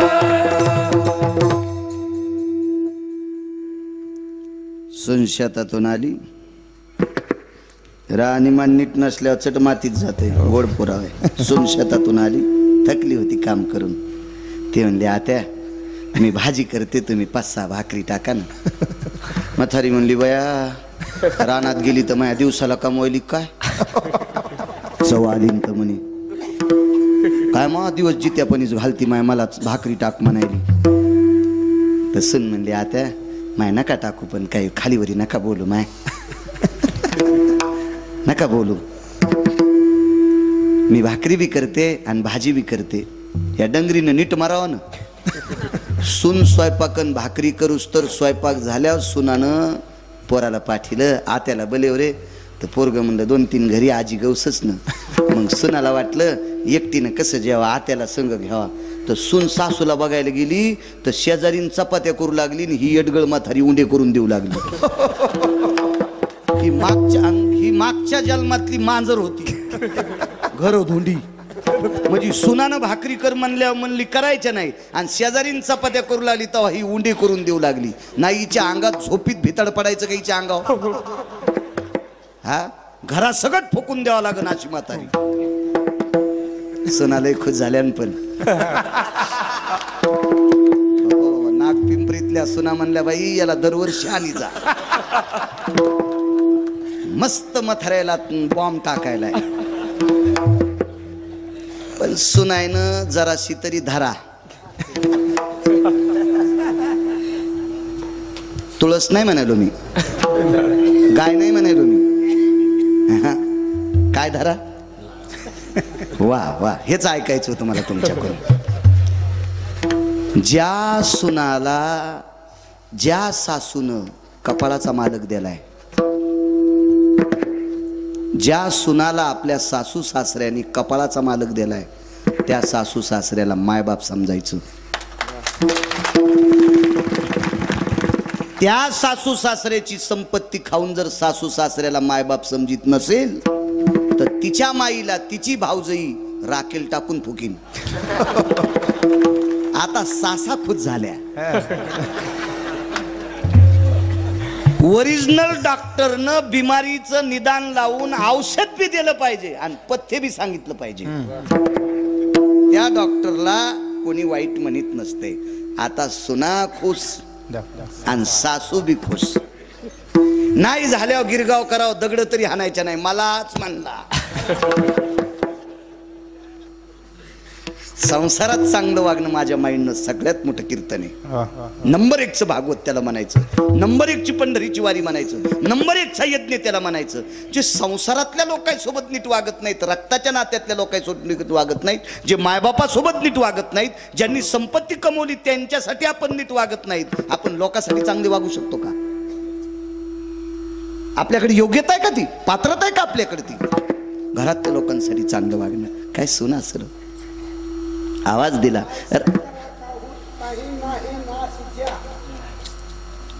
ऐसे का हो न करा काही पुढे नाही ना सजा. वा चांगली गोष्ट आहे. वा वा छान. आपण त्यांना संग घेऊ. विठाला विठाला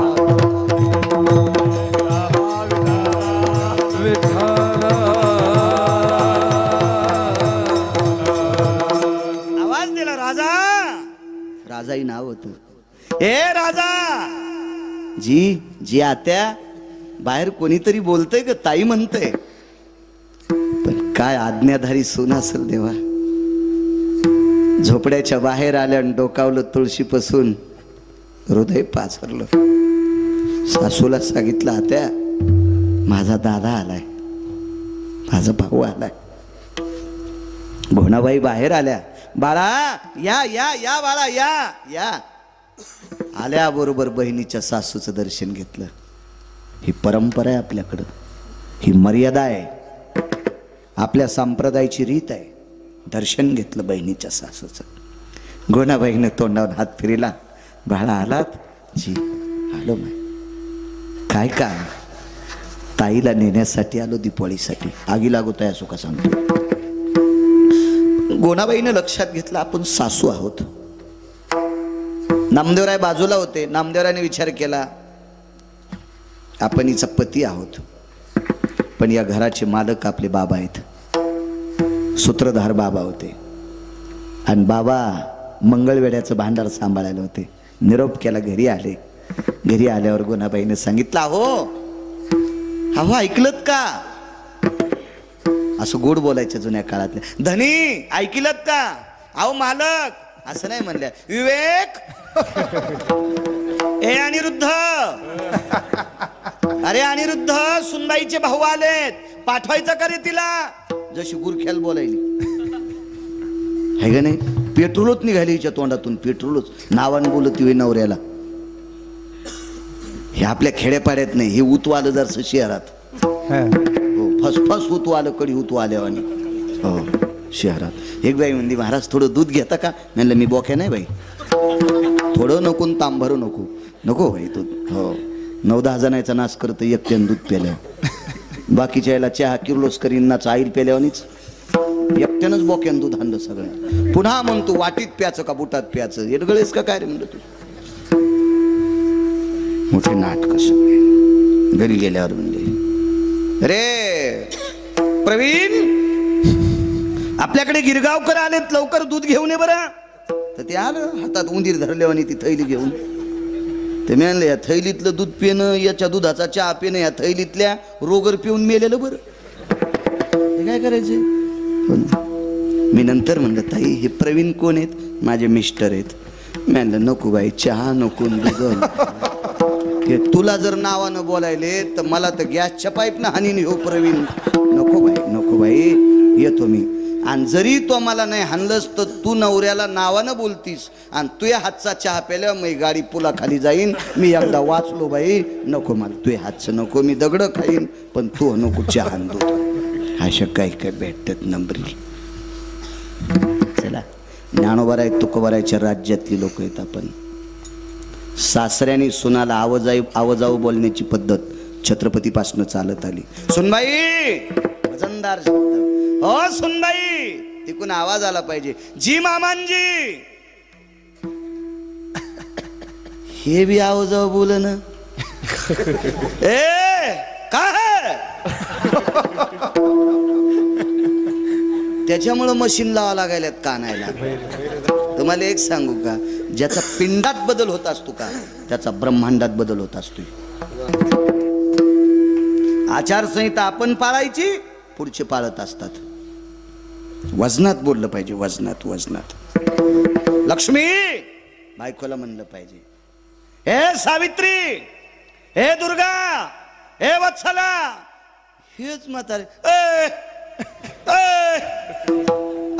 अरे आज तू का म्हशी हाकारायला, कशे पुढे हाकारायला नाव दिलंय देवानं तिला. मग हे असं म्हणतात, मग त्या बी काय म्हणतात, बाळे हे का काय रे, म्हातारं मंदिराकडे गेलंय, स्वयंपाक झालाय, त्याला म्हण गिळायला ई. आपण जे पेरतो का ते उगत असते. आपण जे पेरू का ते उगत असते. आपली जागा नाही सोडायची देवा. जागा सोडली की त्या जागेवर दुसरं बसत असते. म्हणून एसटीत मधात जायच्या आधी खिडकीतून रुमाल टाकीत होते. आणि ज्या सीटावर रुमाल पडला, कोणाची मायविली त्या सीटवर बसायची. पण एक जणानं खिडकीतून रुमाल टाकला, सगळे सीट बेतले, त्या सीटवर कोणी बसलत नाही. आणि मधात गेल्यावर रुमाल काढून घाम पुसू लागलं, तर दुसरं बसलं. अरे घाम पुस रे सोमळ्या, पण सीटावर बसल्यावर पुस ना. गेलं सीट तवरक. आपलं वजनदारपण बायकोला बोलण्याचं संपलंय. म्हणून त्या एकेरी म्हणतात, बाळा ए विवेक, सीट नाही सोडायला पाहिजे. आबा सीट घेऊन जाते कोणी बी, जागा नाही सोडायची आपली. चला राजाई जी, कोण आलंय? दादा आले. बसायला टाकलं. कर्मनो गहनोगती. राजाईचे भाऊ आले. त्या दिवशी चुलच पेटली नव्हती, काहीच नव्हतं घरी, काहीच नव्हतं. दामू शेट्टी आले. सुनबाईनं दर्शन घेतलं, तिच्या भावानं दर्शन घेतलं. दारात 2 गुमास्ते उभे होते घोड्यापाशी. राजाईच्या भावाचं घोडं धरून आगी लागत आहे असो का सांगतोय. दामू शेट्टीनं सांगितलं, सुनबाई जा, 8-10 दिवस आपल्या बाबाकडे राहा. या जाऊन, या या या जाऊन. वाटे लावलं. पुढे एक घोडं, पाठीमागं एक घोडं, मधल्या घोड्यावर भाऊ आणि भावाच्या पाठीमागं बहीण. ताड ताड ताड ताड ताड ताड ताड ताड ताड घोडं निघालं. 1-2 मुक्काम पडले बापू. पोचलं तिथं घोडं. आईनं पाहिल्याबरोबर आनंद व्यक्त केला. माझी ताई आलीस बाई, आलीस माझी माय. माय बापाला लेकरं लय आवडत येत, हो लय आवडत येत. किती आवडत येत लेकरं माय बापाला. एका कवीचं गोडसं वर्णन आहे, गोडसं वर्णन आहे. एका बाईला एक देव भेटला. देव भेटला आणि देवानं सांगितलं, बाई तुला काय पाहिजे ते माग, तू मागशील ते देतो. काय म्हणावं त्या बाईनं? देव जरी मज कधी भेटला रे, देव जरी मज कधी भेटला, जे हवे ते माग मनाला, जे हवे ते माग मनाला. देव जरी मज कधी भेटला. काय म्हणते ती बाई? मला जर देव कधी भेटला आणि ते जे आवडेल ते माग म्हणला तर एकच म्हणीन, माझं आयुष्यातले काही दिवस माझ्या लेकरा बाळाला जाऊ दे. माझ्या लेकरांना माझ्यातले आयुष्यातले दिवस जाऊ दे. तिला माय आणि बाप म्हणतात. काय आवडी असन पोरगी आल्याच्या नंतर? आलीच बाई? हो माय आली. माय बापाला लेकरं किती आवडतात. माय मृत्यू पावली. माईचं पार्थिव लाकडावर टाकलेलं आहे. भडाग्नी नावाचा अग्नी दिला. मुलगा एकुलता एक होता. भडाग्नी नावाचा अग्नी बऱ्यापैकी अंगाला झुंबल्याच्या नंतर आपल्याकडे एक मडकं फिरवायची पद्धत आहे. फिरविला घट. आई सांगतोय, आई कीर्तन वर्ष श्राद्धाचं नाही, मला आई सांगायची फक्त. आणि ज्या वेळेला मुलाच्या खांद्यावर देवा ते मडकं देत असतात, त्याला एक टप्पा मारतात, त्याला छिद्र करतात आणि तो गोल असं त्या प्रेताला, जळत्या प्रेताला पाणी टाकतंय. तर जळतं प्रेत काय म्हणतंय, दुरी सांडी दुरी बाळा वैशांतर बहुद्वार रे, जाळी एली माझी काया तृण काष्टा समान रे. दुरी सांडी दुरी बाळा वैशांतर बहुद्वार रे. जळत असताना माय म्हणते आबा लेकराला, बाळा अरे लाकडासारखं शरीर अग्नीनं जाळले रे, तुला आहाळ लागेल, लांबून पाणी टाक. तिला माय आणि बाप म्हणतात. देह विसरे आपुला जवळ घेताशी न गेला, जवळ घेताशी न गेला, जवळ घेताशी न गेला. देह विसरे आपुला जवळ घेताशी न गेला, जवळ घेताशी न गेला, जवळ घेताशी न गेला. वा पुराव महाराज वा, दमदार. तिला माय आणि बाप म्हणतात. फार मोठी ताकद आहे. याच्या पलीकडे सांगू, एका बाईला 2 मुली होत्या, जुळ्या झाल्या. एकाच मंडपात लग्न. आबा अनुजराजे एकाच मंडपात लग्न. आणि एका मंडपात लग्न झाल्यामुळं, एकाच तिथीला लग्न झाल्यामुळं प्रपंचातलं एक सुख त्या संसारूपी वेलीला सुंदरशी फुलं लागली. आणि दोघीला एक एक मुलगा. महिन्या 15 दिवसाच्या 2 महिन्याच्या फरकानं दोघीला एक एक मुलगा झाला. आणि त्याच्यातली एक जात राहिली. एक जात राहिली. आईचं पार्थिव भिंतीला पलंगावर टेकवलेले. सुवाशीन गेलती.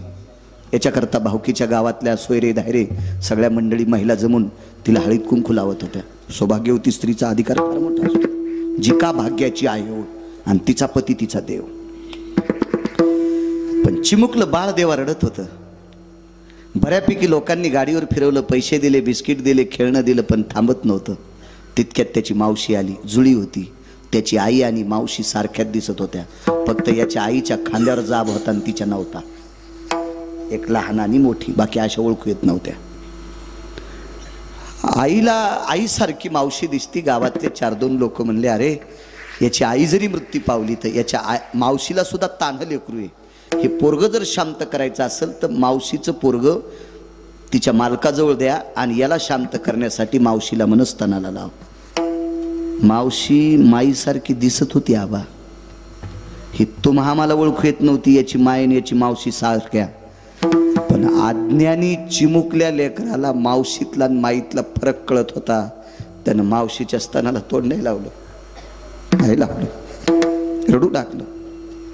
गावात एक जुनाट स्त्री होती. जुनाट. तिनं सांगितलं, या रडत्या लेकराला जर थांबवायचं असेल तर माझा ऐका. काय करायचं बाई, मेलेली का होत नाही, पण याची माय याला दाखवा. आणि घरात बसवलेली पार्थिव मृत शरीर सोहळ्याबरोबर रांगत रांगत गेलं आणि मेलेल्या माईच्या मांडीवर पडून तिच्या चेहऱ्याकडे बघितलं आणि झोप लागली. मेलेल्या माईच्या चेहऱ्यातून जे वात्सल्य भेटतंय का, ते जिवंत कोणाकडून भेटत नाही. याचं नाव माय आहे, याचं नाव बाप आहे. पाहिल्याबरोबर आलीच बाई. हो, वर्ष झालं बाई तुझी भेट नव्हती. कडकडाटून तोंडावून हात फिरिला. भाकरीचा तुकडा डोक्यावरून ओवाळला, घरावर फेकून दिला. ही पद्धत होती मराठवाड्याची. मुलगी घरी आल्याच्या नंतर भाकरीचा तुकडा डोक्यावरून फिरून वरी घरावर टाकायचा. सदाव्रत विधी म्हणतात पक्ष्यांना, विडापिडा जाओ. फार सूत्र होतं त्या काळात, फार सूत्र होतं. गोडधड पदार्थ केली, मोठं घर होतं, आगी लागत आहे असं का सांगतोय. काय पदार्थ, तळिल्या वरिल्या एकोची पक्वान. श्रीमंत सरदार आहे बाप. बापानं कामगिरी चांगली केल्यामुळे त्या राजानं, राजा मुसलमान होता पण चांगल्या माणसाची कदर करणारा राजा होता.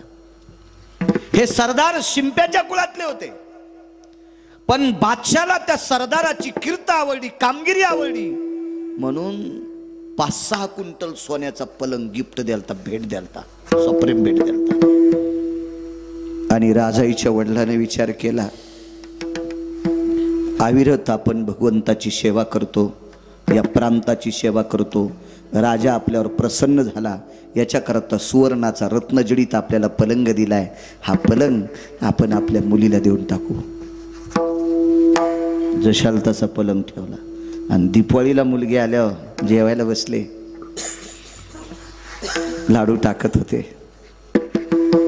वडिलांनी स्वतःच्या ताटातला लाडू टाकला, आईने स्वतःच्या पात्रातला थोडासा लाडू टाकला. वडिलांनी, आई पुरे ग, बाबा पुरे. बाई खाणं, बाई खाणं ग, तू दिवाळीला आलीस, काय प्रेम उचंबळलं असेल मायबापाचं.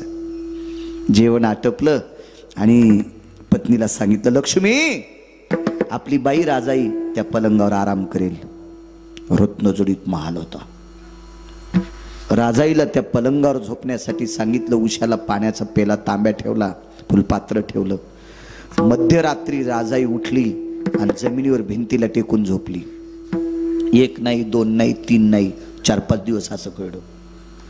पत्नीनं मालकाला सांगितलं, धनी रोज तुम्ही मुलीला या पलंगावर झोपवता आणि मध्यरात्री ती उठून आपल्याला झोप लागली की ती जमिनीवर झोपते. मी तिला फार काही विचारलं तर ती काही बोलत नाही. ती म्हणते, मला झोपीत जेवण लक्षात नाही, मला काही कळालं नाही, मी झोपीतून कधी खाली उतरायचे, मला कधी लक्षात यायचं नाही. हे राजाई साप खोटं बोलत होत्या. त्याचं कारण आहे का पुढे, आगी लागत आहे असं का सांगतो. तर राजाईच्या सोबत आणायला जो गेलेला भाऊ होता, म्हणजे ह्या सरदाराचा मुलगा होता, त्याने विचारलं, का रे बाळा, आपल्या ताईची परिस्थिती कस काय, तिचं घर कस काय. तर त्यानं सांगितलं होतं, बाबा आपल्या ताईची फार मोठी श्रीमंती आहे, फार मोठी श्रीमंती.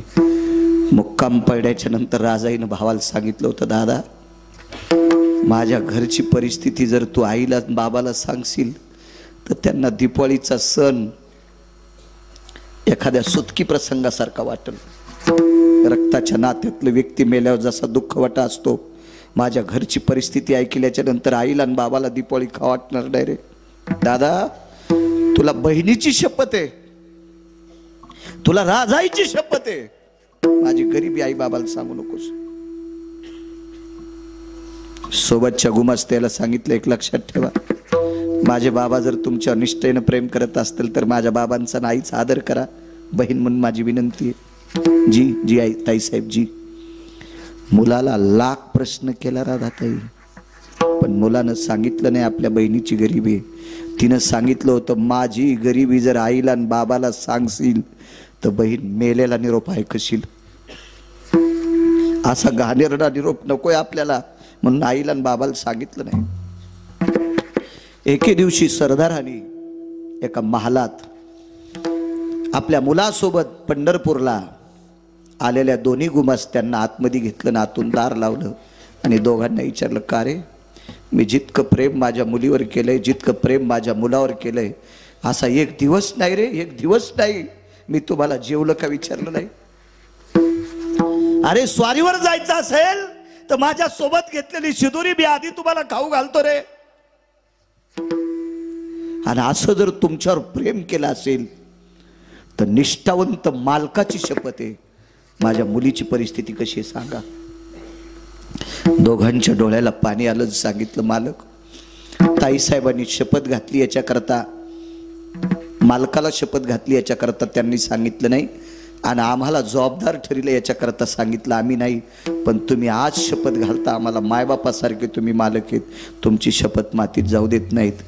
ताईची अत्यंत गरिबी आहे, आम्हाला पाण्याशिवाय काही प्यायला भेटलं नाही, फक्त पाणी पिऊन आलोत, ताईच्या घरी आम्हाला खायला भेटलंच नाही. ठीक आहे, जाणे बोल. ती रात्र जेवण झालं, मुलीला सोन्याच्या पलंगावर बसलं ताईसाहेब आणि बाप देवा खाली बसलाय. आणि बापाने सांगितलं, बाई तुझ्या घरी गोदडं आथरायलाय, गोदडं पांघरायलाय, जेवायची परिस्थिती काय? बाबा तुम्हाला कोण सांगितलं? कोणी सांगितलं नाही बाई, गुमास्त्याला शपथ घातल्याच्या करता त्यांनी सांगितलंय, तुझ्या भावानं नाही सांगितलं. मग एवढी तुझ्या सासरी बिकट परिस्थिती असताना माहेरात तू सोन्याच्या पलंगावर का झोपत नाहीस? उत्तर काय देवा?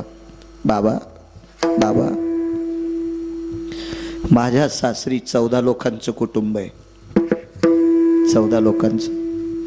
माझ्या सासरी दर 3 दिवसाला पोटभर कन्या प्यायला भेटतात. रोज नाही बरं, रोज फक्त 3-3 पळ्या कन्या आणि दर 3ऱ्या दिवसाला गुंडी गुंडी कन्या. पण रोज पोटभर खाला आमच्या सासरी भेटत नाही. मग का ग राजाई? ज्या सासरामध्ये, ज्या नवऱ्याकडे, ज्या सासऱ्याकडे, ज्या सासूकडे, ज्या घरात तुला रोज पोटभर खाला भेटत नाही, तिथे तू आनंदाने झोपते.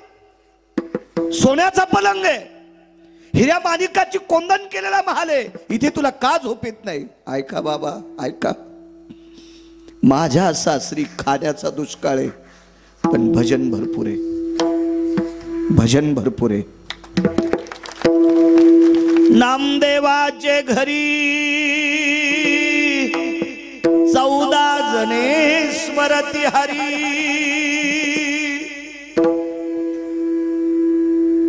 आमच्या घरात 14 जण भजन करतात. सकाळचं भजन असतंय, संध्याकाळचं भजन असतंय. काही कामानिमित्त जर बाहेर कोणी गेले नसतील तर दुपारची धुपारती असते, दुपारचं सुद्धा भजन असते. बाबा झोपडे घरातून चांदण्या दिसत्या. तो दर 3 दिवसाला पोटभर खातो, रोज पोटभर भेटत नाही, पण पोट भरून भजन. पलंग सोन्याचा आहे, महालाला हिऱ्या माणिकाची कोंदण केली, पण इथं टाळ सुद्धा वाजलेला ऐकायला भेटत नाही. म्हणून या सुखाला आग लागो बाबा, या सुखाला आग लागो. म्हणून मालक पहिल्या कडव्यात म्हणा, आगीला घेतया सुखा, आगीला घेतया सुखा, आगीला घेतया सुखा, आगीला घेतया सुखा, आगीला घेतया सुखा, आगीला घेतया सुखा, आगीला घेतया सुखा, आगीला घेतया सुखा.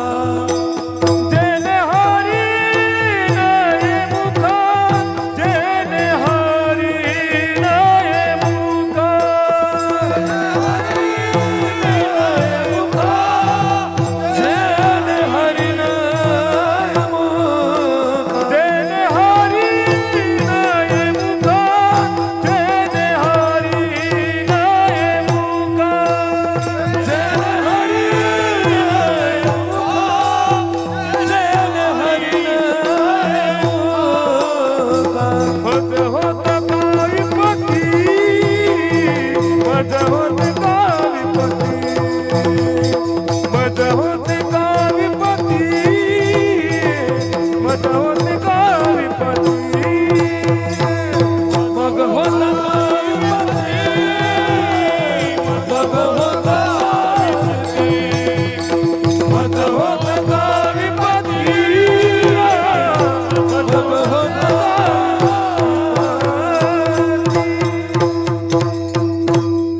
नाही झोपली सोन्याच्या पलंगावर का? तिथं भजन तर नाही, पण नुसता टाळाचा आवाज ऐकायला भेटला नाही. म्हणून त्या महालातल्या सुखाला आग लागू म्हणली आग. संत शिरोमणी नामदेवरायची पत्नी, हे जे सुख देवाचं नाव घेऊ देत नाही, त्या सुखाला आग लागू. राम वनवासाला गेले, 8:30 ते 10:30 व्हायला पाहिजे, आहे का नाही नियमन? 8:45 गळ्यात येणं आलं तर माझ्या, आहे का? माणसानं नियमन वागावं. ट्रॅक्टर किती महागायचं घ्यावं, पण आपला बांध आला की वळीला पाहिजे. आता आगाव पण आहे, बाकीच्या लोकांना त्रास देणं, आहे का नाही? मला वाटते 10-42 झालीत, पण 1-5 मिनिटात पुरावा सांगतो. पहिल्यांदा आलोत ना. हो.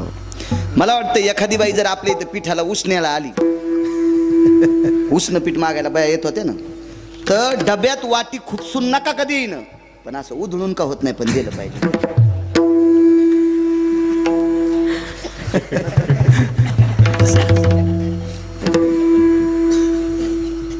मी काय बाई नाही, पण खेड्यातला जन्म आहे माझा, त्याच्यामुळे मला माहिती आहे उधळून दिलं पाहिजे. असं मापात पाप करू नये माणसानं. किती लांबून लोक आले तो बापू आज, किती लांब. म्हणूनच करा, म्हणूनच थोडं यायचं बी आबा परिसरावर प्रेम, काय गोपळी झळकतीनं आपलं तुपलं ओळखीत यायचा भाग आहे ना. हे असं असतं बघा कोणाचं. विडाला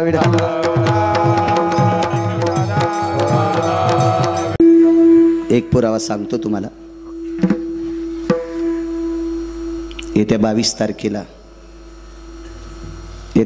तारखेला पंढरीतले मालक, 7व्या अवतारातले भगवान प्रभू रामचंद्र एका दिव्य मंदिरामध्ये विराजमान होणार आहेत. माझा मर्यादा पुरुषोत्तम ब्रह्मांडाचा नायक एका दिव्य वास्तूमध्ये विराजमान होणार आहेत 22 तारखेला, येत्या 22 तारखेला. म्हणून त्या 22 तारखेला ज्या ज्या गावातून माणसं आले त्या गावातल्या लोकांना पायाला स्पर्श करून विनंती करतो, त्या दिवशी आपल्या गावात दिवाळी साजरी करा.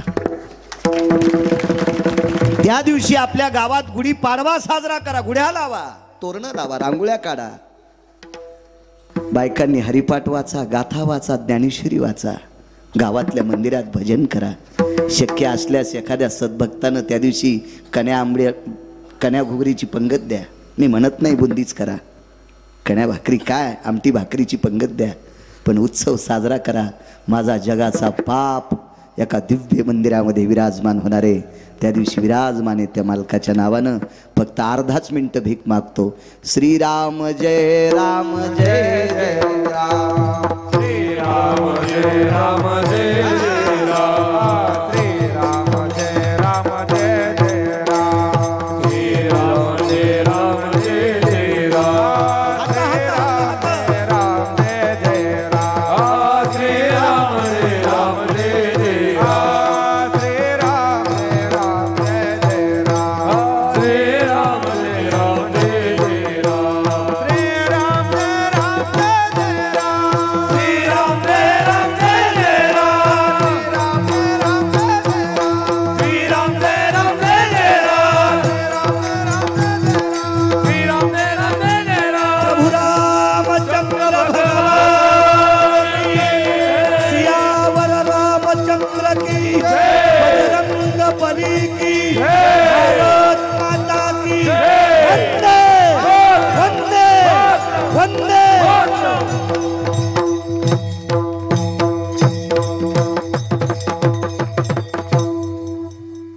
22 तारखेला तरुणांनी पांढरे पोशाख घाला. सुंदरसा कपाळाला गंध लावा. त्या दिवशी एक फार मोठा उत्सव माझा विश्वाचा मालक एका वास्तूत विराजमान होणार आहे. ज्याच्या कृपेने जग चालतं, तो जगाचा बाप. तो आनंद व्यतीत करा, जल्लोष करा, आनंद करा. चला.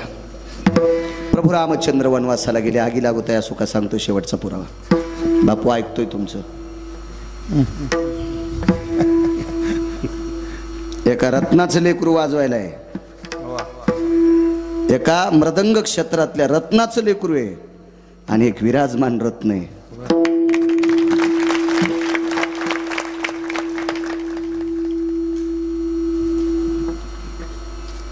प्रभू रामचंद्र ताईसाहेब वनवासाला गेले.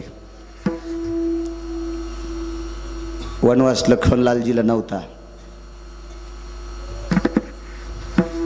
पण ज्येष्ठ भाऊ बिना चप्पलचा वनवासाला जातोय. लक्ष्मणजीने विचार केला, घरी नकोय आपल्याला, नकोय आपल्याला. काय त्याग आहे जीवनातला, सामान्य त्याग असेल.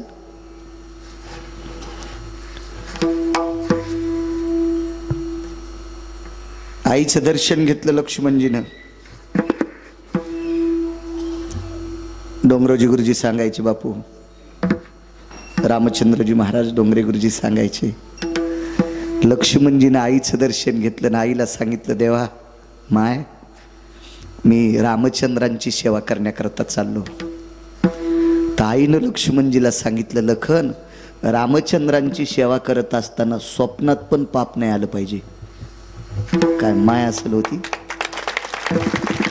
हे लखन, स्वप्नात पाप नाही आलं पाहिजे, स्वप्नात. लखनलालजीने विचारलं, आई स्वप्न कधी पडतंय ग? झोपल्यावर. मग झोप कशाने येते ग? जेवल्यावर. 14 वर्ष जेवणारच नाही, 14 वर्ष जेवणारच नाही, मग झोप येईल का? आबा सामान्य त्याग असेल काय?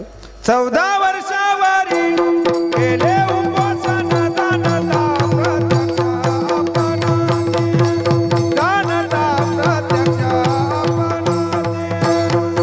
14 वर्षावरी केले उपोषण दानता वनवृत्तवरी, दानता वनवृत्तवरी. 14 वर्ष उपवास केला, जमिनीला पाठ टाकली नाही. वा बापू पुरा वा. काही काही माणसाला कडी लावत गेल्या उभाट्यानं आवथाना वाटते, बाण बारीक करायचा ना. हे टाइम संपल्यावर असा लय उल्हास येतो आमच्या.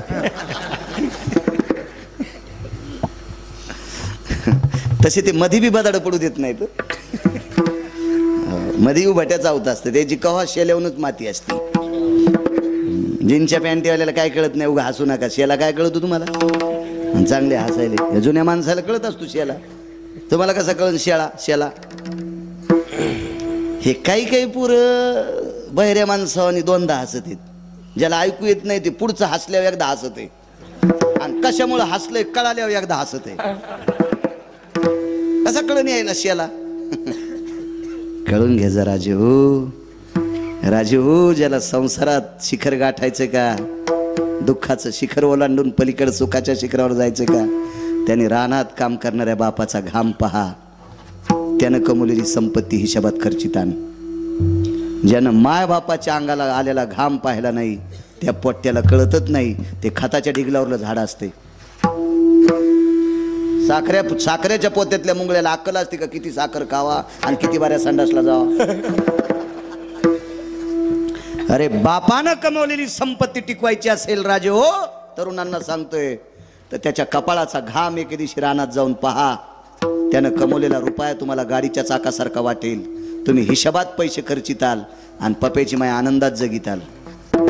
बापाचा घाम जे पोट्ट पाहत नाही का, ते पैसे इतके उधळीते आणि उडाल्यावर मग दगड याचायला जाते.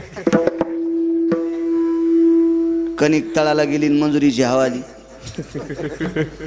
आणि आधी तर पार तुपानं आंघोळ कुरलाला सुंबळ्या तू. कवडीची अक्कल नाही, रातच्या 12 वाजता वाढदिवस साजरा करतो कोंबडीचे अंडे फोडून. भिकार चोट कुठला? तुला अकलीचा कांदा आहे का? मायबापाच्या जोर उड्या हाणतो ना आलाय का? लोकांचा घाम बघितला पाहिजे. मालकाने आबा गड्याचा घाम बघावा. ज्याला गरीबाची तळमळ कळते त्याची संपत्ती टिकत असती. हो, ज्याला गरीबाच्या घामाची जाण नाही का, त्याला कोण्या दिवशी पंढरपुरातला मालक गुंठ्यावर आणून सांगता येत नाही. हो, गरीबाची जाण ठेवली पाहिजे, कष्टकऱ्याची जाण ठेवली पाहिजे. तरुणांनो, राग येईल तुम्हाला माझ्या बोलण्याचा. काय करताल? दुसऱ्यावर आणायचा नाहीत नका आणू. तुम्हाला 30 गाव पट्ट्याला 36 गाव पाईप आहे माहिती, पैशाचा पाईप पंढरपुरातल्या मालकानं भरभरून दिले मला. वस्त शेती करतोय मी. लोकायला खुश वाटलं. एक जण म्हणला, महाराज असं कीर्तन झकास करा. म्हणलं तेव्हा बायकोची साडी नेसून नाचतो. कीर्तन हा झकास विषय असतो रे सुंबळ्या. तुला आखलीचा कांदा आहे का? अरे कीर्तन हा बोधावर आरूढ असणारा विषय. कीर्तन चांग, कीर्तन चांग होयांग हरी. इथं बसलेल्या एका सुनानं आजचं कीर्तन ऐकून आदरानं जर सासू सासऱ्याला पाणी दिलं तर त्याचं पुण्य मला लागेल. आणि त्या पुण्याईच्या बळावर तिची लेकरं तिला म्हातारपणी सांभाळतील. म्हणून कीर्तनकारांनी राग येऊ द्या, पण चांगलं बोलत जा. असो, नाही झोपले मालक. देवा त्याग होता लक्ष्मणजीचा. लखनलालजी वनवासाला सोबत गेले. बायकोचा त्याग सांगू का आबा. 14 वर्षात किती दिवाळ्या आल्या. एकाही दिवाळीला बाई माहेराला नाही गेली. तिचं नाव होतं उर्मिला. खांबाला टेकन दिलं. राजा जनक स्वतः न्यायला आले. स्वतः न्यायला आले. तर विहीनबाईला बोलावं कसं. आडवा पडदा लावला धोत्राचा. धोत्राच्या पलीकून कौशल्याबाई होत्या, जनकाच्या विहीनबाई, आणि अलीकून जनक. प्रणाम केला. विहीनबाई, उर्मिलेला न्यायला आलोय. कौशल्या आई साहेबांना सांगितलं, व्याही येत असेल तर घेऊन जा. चुलता उर्मिलेच्या महालात प्रवेश केला ना आवाज दिला, उर्मिला. नाही बोलली. ए उर्मिला, नाही बोलली. तिसऱ्यांदा आवाज दिला, उर्मिला मी काका आलोय. खांबाला हात होता. असं पाहिलं. हालात काका? होय. काम काय ते पटकन सांगा. माझ्या साधनेत व्यत्यय आणू नका. राजा जनकानं सांगितलं, बाई तुला दीपोळीला नेण्यासाठी आलो. नकोय. माझ्या कपाळाचे मालक रामप्रभूंच्या जगाच्या मालकाची सेवा करण्याकरता वनात गेलेत. पाण्याचा थेंब पेत नाहीत आणि जगाचा बाप बिना चपलाचा कंदमुळं खाऊन फिरायलाय. आणि जिचा मालक वनात उपाशी आहे अशा मालकाच्या पत्नीनं माहेरात जाऊन लाडू खावा हे उचित नाही. उचित नाही. काका तुम्ही निघून जा. मी तुझ्यासाठी काही करत नाहीत काका. माझे मालक वनात आहेत आणि तुम्ही बोलत असताना भजन बंद पडतंय. तुम्ही लवकर निघून जा. त्याग केला त्याग सुखाचा, आगी लागूत आहे सुखा. नाही गेल्या माहेरात, नाही लाडू खाल्ली, नुसती खांबाला टेकून देऊन पती वनवासात. ऐका पुढचा प्रकार. नंदीग्रामाच्या ठिकाणी एक सर्पीन आपल्या पिलांना घेऊन जात होती. भूक लागली तिला. त्या पिलांना काही खाद्य भेटलं नाही. भरत हे नंदीग्रामाच्या ठिकाणी भजन करत होते. राजपुत्र होते. काय शरीर असेल भरतांचं, काय वैभव असेल, काय रूप असेल भरताचं, काय तारुण्य असेल ते भरताचं. लालबुंद शरीर होतं भरताचं. लालबुंद राजमुद्रा होती. वाऱ्याच्या फडतकारीने मांडीवरचं वस्त्र थोडंसं पाठीमागं सरकलं आणि भरताची लालबुंद मांडी दिसत होती. राजपुत्र होता आबा तो, राजपुत्र. आणि ती लालबुंद मांडी पाहिल्याच्या नंतर सर्पिणीच्या पिलांनी सांगितलं, आई एक एक घास खायचा ग याचा, मारायचा का गलच का. सर्पिणीनं सांगितलं, पाप्यांनो कुण्या जन्मात पाप केलं याच्याकरता जन्म सर्पाचा भेटलाय. आणि भजन करणाऱ्या साधूला जर खाल्लं तर नालीतल्या आळ्या होतात. काय सर्पिण असेल होती. काय सर्पिण असेल. एक जण म्हणला, महाराज सर्पिणीला कस काय कळत आहे. म्हणलं ती का तुझी चुलती थोडीच होती लोकांच्या कोठ्यातलं शेण चोरणारी. अरे ती सर्पिण एका काळी एका साधूची पत्नी होती. पण एक काम चुकल्यामुळं सर्पाच्या जन्माला गेलती महाराज. सर्पाच्या योनीला गेलती. हे भंगिरी लोक आहेत का, यायला आपल्या संप्रदायावर विश्वास नाही नाल ऐकायला. रे किती श्रीमंत संप्रदाय. आबा ज्या संप्रदायातला तरु सोन्याचा आहे. जयाची हे द्वारी सुवर्णाचा पिंपळ. काय फार दस्त वजनदार संप्रदाय. ही चारवाक हरामखोर आपल्याच जन्माला येतात आणि आपली वाभाडे काढतात. आपल्या संस्कृतीवर ज्यांचा विश्वास नाही ती भ्रष्ट नालायक आपल्या संस्कृतीत राहण्याच्या लायकीची नाहीत. आपलं जतन केलं पाहिजे. आपल्यावर विश्वास ठेवला पाहिजे.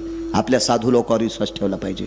आपल्या महात्म्यावर विश्वास ठेवला. संत म्हणून उपवास येते त्याचे पूर्वज नरकात जाते. पैठणच्या मालकांचं वाक्य, संत म्हणून उपवास येते जाणून बुजून त्याचे पूर्वज नरका जाते. त्याचे पूर्वज नरकाला जात असतात. नाही चेष्टा करायची आपल्या धर्माची. काय योग्यता, काय पात्रता आहे का आपली, आपली लायकी आहे का, आपल्या धर्मासाठी योगदान काय, काय हिंमत आहे आपली धर्माची वाभाडे काढण्यासाठी. बघा बाकीच्या धर्माची लोक. अहो मुस्लिम समाजाचा बांधव तुम्ही पहा त्या बिचाऱ्यांचं वागणं.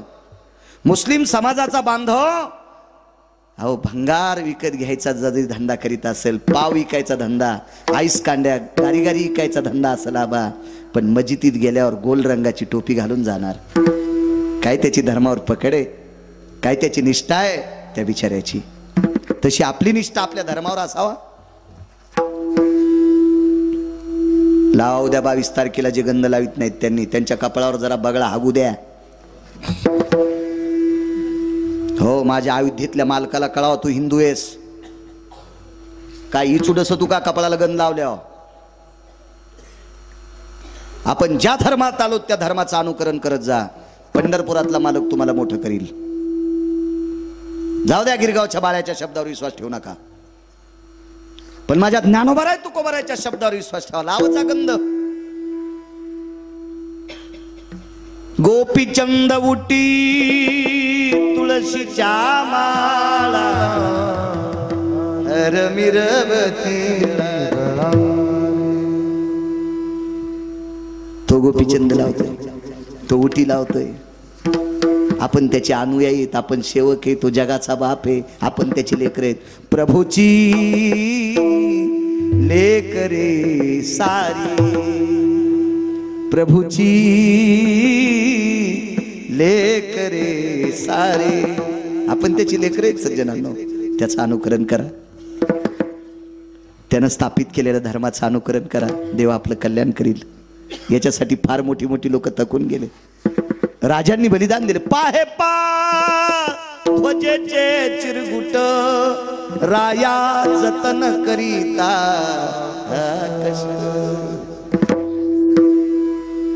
काय बलिदान आहे लोकांचं या धर्मासाठी. आपलं अनुकरण करा. चला. त्या सर्पिणीनं सांगितलं पाप्यांनो तुम्हाला शिक्षा आहे. काय शिक्षा. आम्ही साधूचं मांस खाल्लं नाही, खावो इच्छा केली. मग इच्छा जरी वाईट झाली तरी पाप लागले. याच्यातून जर मुक्त व्हायचं असेल तर झाडाची सावली कल्ली सूर्य फिरल्याच्या नंतर आबा भरताच्या अंगावर ऊन आलं आणि उन्हात भजन करीत असताना अंगाला घाम आला. हा घाम पुसायचं काम करा. सर्पाने विचारलं पिलांनी, आई घाम कसा पुसायचा. तोंडानं वारं घाला. आणि तिचे सगळे पिलं चारी बाजूने भरताला वारं घालीत होते. भरताने विचार केला दुपारची वेळे आपला स्वेद कोण पुसलाय. स्वेद म्हणजे घाम. वरुता काया स्वेद हातीन. काया म्हणजे शरीर आणि स्वेद म्हणजे घाम. डोळे उघडून पाहिलं तर सर्प घाम पुसतात. का रे. सर्पिणीने विचारलं कोण आपण. राजा दशरथाचा पुत्र आहे, अजराजाचा नातू आहे, रघुवंशातला आहे. सर्पिणीनं सांगितलं आपण भरत राजा दशरथाचे पुत्र आहात. मग अयोध्येसारखं स्वराज्य सोडून तुम्ही इथं वनात अंगाला काव का लावली. काय म्हणावं भरतानं त्या सर्पिणीला. माय माय माझा जगाचा बाप वनात गेलाय ग. माझा विश्वाचा बाप बिना चपलाचा वनात फिरतोय ग. आणि जगाच्या बापाने वनात फिरावा आणि मी अयोध्येतल्या राज्यातले चोजले पूर्ण करत असताना, शारीरिक चोजले पूर्ण करत असताना आनंद लुटावा. हे चोजले पूर्ण करत असताना देवाचं नाव विसरतोय ग. याच्याकरता अयोध्येच्या सुखाला लात मारली. आगी लागो तया सुखा. अंगाला काव लावली आणि नंदीग्रामाच्या ठिकाणी भजन सुरू केलं. आगी लागो तया सुखा जेने हरिने मुखा विढोबार कुमाये.